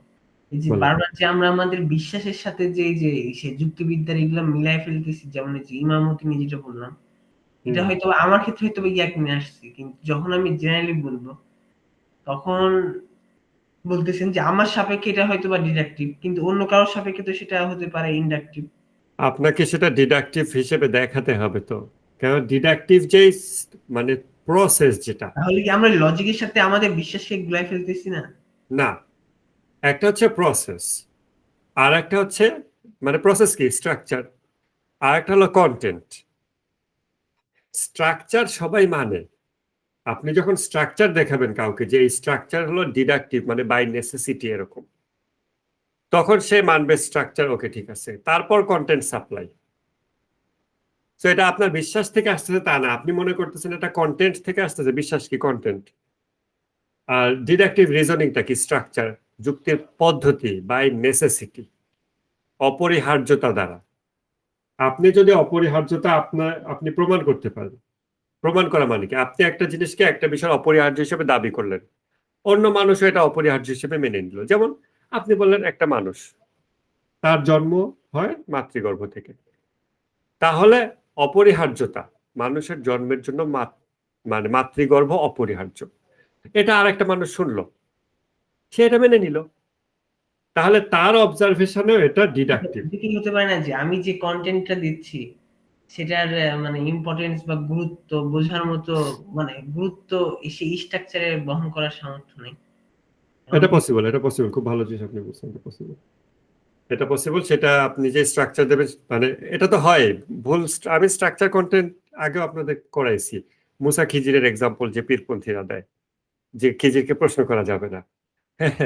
তারপরে ওই এক্সাম্পল দেয়, অতএব আমার পীরকে প্রশ্ন করা যাবে না। প্রশ্ন হচ্ছে যে খিজির তো আল্লাহর পক্ষ থেকে প্রেরিত বিশেষ জ্ঞানপ্রাপ্ত ব্যক্তি, তোমার পীর কি সেরকম? খিজিরের চেয়ারে কি তোমার পীর বসার অথরিটি আছে, যোগ্যতা আছে, পারমিশন আছে? তাহলে স্ট্রাকচার যেটা, ওই স্ট্রাকচারে দুর্বল কন্টেন্ট ঢুকাচ্ছে। আমার পীর দুর্বল, আমার পীর খিজিরের চেয়ারে বসার যোগ্য না, তাহলে স্ট্রাকচার স্ট্রং একটা স্ট্রাকচার বা স্ট্রাকচারের যেই ডোমেইন, সেই ডোমেইনের বাইরে আমার পীর। ঠিক আছে? তো এই জিনিসটা ওটা একটা ব্যাপার। তো আপনি যেটা বললেন, আপনি যেটা বলছেন সেটা থেকে বলি, সেটা হচ্ছে যে আমি যখন রিজনিং বাই নেসেসিটি দেখালাম যে মাতৃগর্ভ হতে মানুষের জন্ম হয়, অতএব এই মানুষটার একটা মা আছে বা ছিল, আর একটা মানুষের সঙ্গে এটা মেনে নিল, কারণ তার অবজারভেশনও তাকে এই বিষয়ে সার্টেনটি দেয় যে হ্যাঁ, সোর্স থাকতে হয়, মানুষের জন্ম হতে হয় মাতৃগর্ভ থেকে। তার অবজারভেশন অলরেডি তাকে এই সার্টেনটি দিয়ে রাখছে। আমি যখন ওই সার্টেনটিটা পুনর্ব্যক্ত করছি, তখন সে ওটা মিলিয়ে নিচ্ছে এবং একমত হয়ে যাচ্ছে। এখন একটা শিশু যে মাতৃগর্ভ মানব জন্ম এই বিষয়ে জানে না, অথবা বড় মানুষ যে কিনা এই বিষয়ে জানে না, এবং সে হয়তো একটা দুইটা মানে মানুষের জন্ম অবজার্ভ করেছে, তার পক্ষে তো এটা শুনে বলা সম্ভব যে এটা কেমন কথা, মানুষের জন্ম হতে হবে অবশ্যই মাতৃগর্ভ থেকে। আমি দেখছি যে হ্যাঁ, আমিও দেখছি মানুষের জন্ম হয় মাতৃগর্ভ থেকে, চান্স আছে যে এই মানুষটারও জন্ম হয়েছে মাতৃগর্ভ থেকে। আমি যেহেতু দুইটা দেখছি, অতএব চান্স আছে যে এই মানুষটারও জন্ম হয়েছে মাতৃগর্ভ থেকে। তার ব্রেনের মধ্যে ইন্ডাকটিভ রিজনিং হচ্ছে, রিজনিং বাই পসিবিলিটি হচ্ছে, চান্স আছে। কেন? কারণ তার ব্রেন পর্যাপ্ত অবজারভেশন এবং থিঙ্কিং দ্বারা এই বিষয়ে এখনো নেসেসারি কন্ডিশনে পৌঁছাতে পারে না। এই জন্য একই বিষয় সে রিজনিং বাই পসিবিলিটি করছে, আপনি করছেন রিজনিং বাই নেসেসিটি। এখন যখন ধর্মীয় বিষয়ে মুসলমানদের মধ্যে শিয়া সুন্নি মাযহাবে যখন আর্গুমেন্ট গুলো হয়, একটু চিন্তা করে দেখেন তো, রিজনিং বাই নেসেসিটি একজন করছে, আর একজন ওটাকে নেসেসারি মনে করছে না, সে ওটাকে পসিবল মনে করছে। যে হ্যাঁ, রাসূল সাল্লাল্লাহু আলাইহি ওয়াসাল্লাম বলছেন কেন নগরী, এরকম এরকম অনেক প্রশংসামূলক কথা বলছেন, হ্যাঁ তার অনেক মর্যাদা, এটা পসিবল। আর অন্যদের কথাও তিনি বলছেন, তাদেরও মর্যাদা, এটাও পসিবল।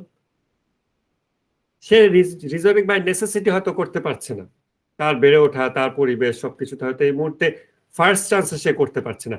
মেবি আপনি ডিফারেন্ট এক্সাম্পল দিলে ডিফারেন্ট স্ট্রাকচার সেখান থেকে সে পাবে, এবং সেখান থেকে সে রিজনিং বাই নেসেসিটি করতে পারবে। ঠিক আছে? তাহলে এই হচ্ছে reasoning by necessity, reasoning by possibility. তাহলে পসিবিলিটির একটা এক্সাম্পল দিলাম, রাসূল সাল্লাল্লাহু আলাইহি ওয়াসাল্লাম এরকম নামাজ ইমামতি বলা হচ্ছে যে বর্ণনা, সেই বর্ণনা থেকে তারা কি করছে, এটার দ্বারা তিনি এটা বুঝাইছেন। এখন যদি তারা এটা বলে সম্ভবত তিনি বুঝাইছেন, তাহলে ঠিক আছে।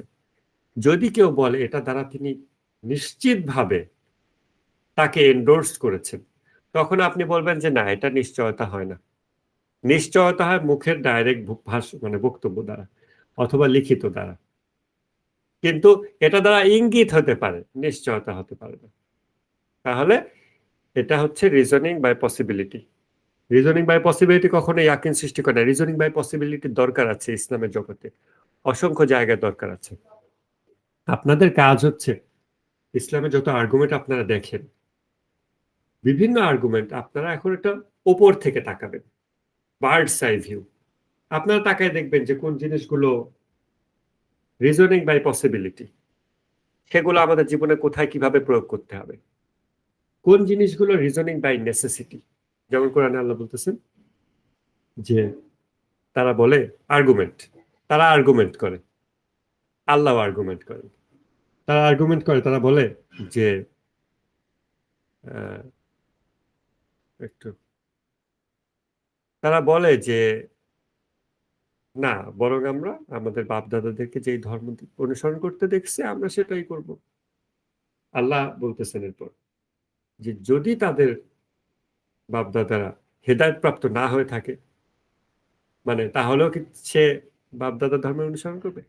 এইখানে দেখেন ধর্মের ব্যাপারে আল্লাহ তাআলা ব্ল্যাক এন্ড হোয়াইট অপশন দিচ্ছেন, ইয়েস নো, পসিবিলিটি না, যে পসিবল যে ওরা হেদায়েতের উপর আছে, 90% হেদায়েতের উপর আছে, এরকম কোনো চান্স নাই। আল্লাহ বলতেছেন যদি তারা হেদায়েত প্রাপ্ত না হয়ে থাকে, এমন বলেননি যে যদি তারা হেদায়েতের কাছাকাছি না হয়ে থাকে, হেদায়েত থেকে দূরবর্তী হয়ে থাকে, অথবা হেদায়েতের 90% কাছে থাকে, তাহলে কি তুমি সেই 90% কাছেটাই মানবে, নাকি আমরা 100% হেদায়েত যেটা দিচ্ছি সেটা মানবে? এভাবেও না, আল্লাহ তাআলা বলতেছেন যদি তারা হেদায়েত প্রাপ্ত না হয়ে থাকে, মানে বাইনারি 0 অথবা 1, হয় হেদায়েত প্রাপ্ত নাইলে হেদায়েত প্রাপ্ত না। এই জায়গাতে রিজনিং বাই নেসেসিটি রিকোয়ার করে। ইসলাম ধর্ম এই জায়গাতে রিজনিং বাই নেসেসিটির দাবি রাখে যে তোমার দিন কোনটা এটার বিষয়ে তোমাকে নিশ্চিত হতে হবে, অকাট্যভাবে এমন নিশ্চয়তা পেতে হবে যে বিষয়ে কোন ধরনের সন্দেহ নেই, অকাট্য সত্য হিসেবে জানতে হবে। Reasoning by necessity, deductive argument, যেটা তোমাকে সার্টেনটি দেবে।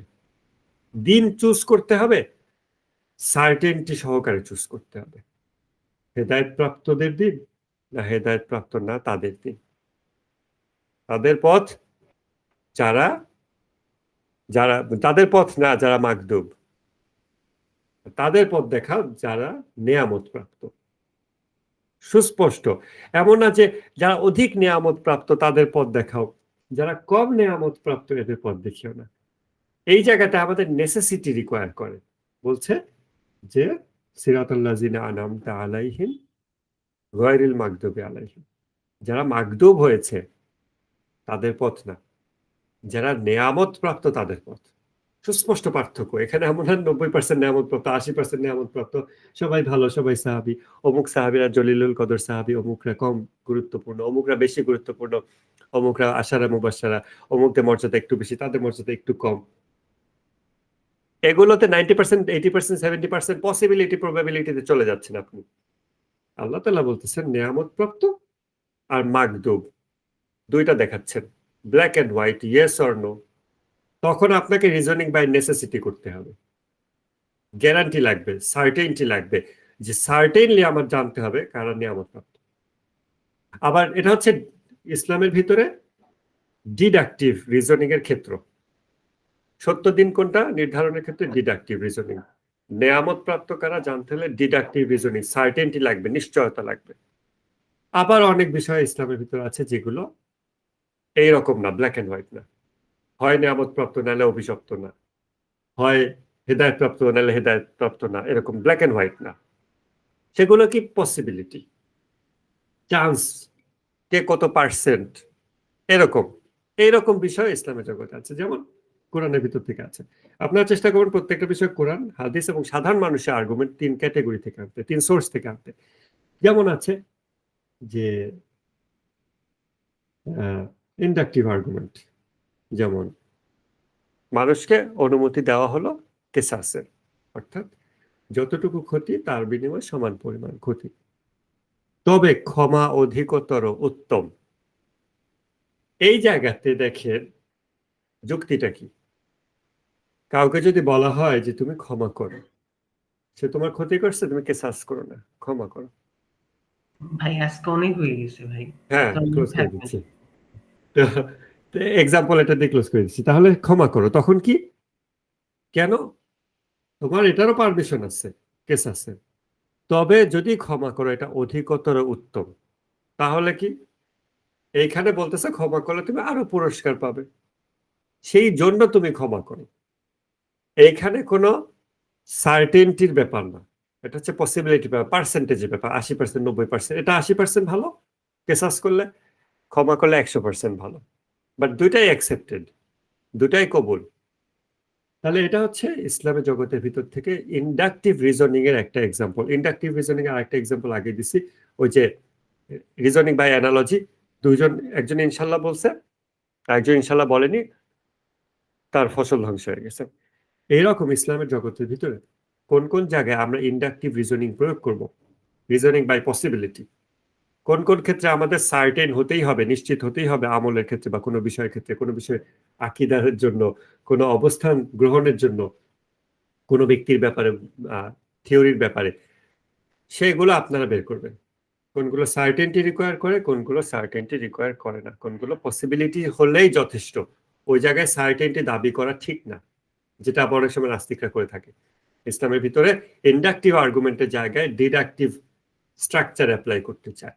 সো এই বিষয়টা আপনারা মাথায় রেখে এক্সাম্পল প্র্যাকটিস করেন।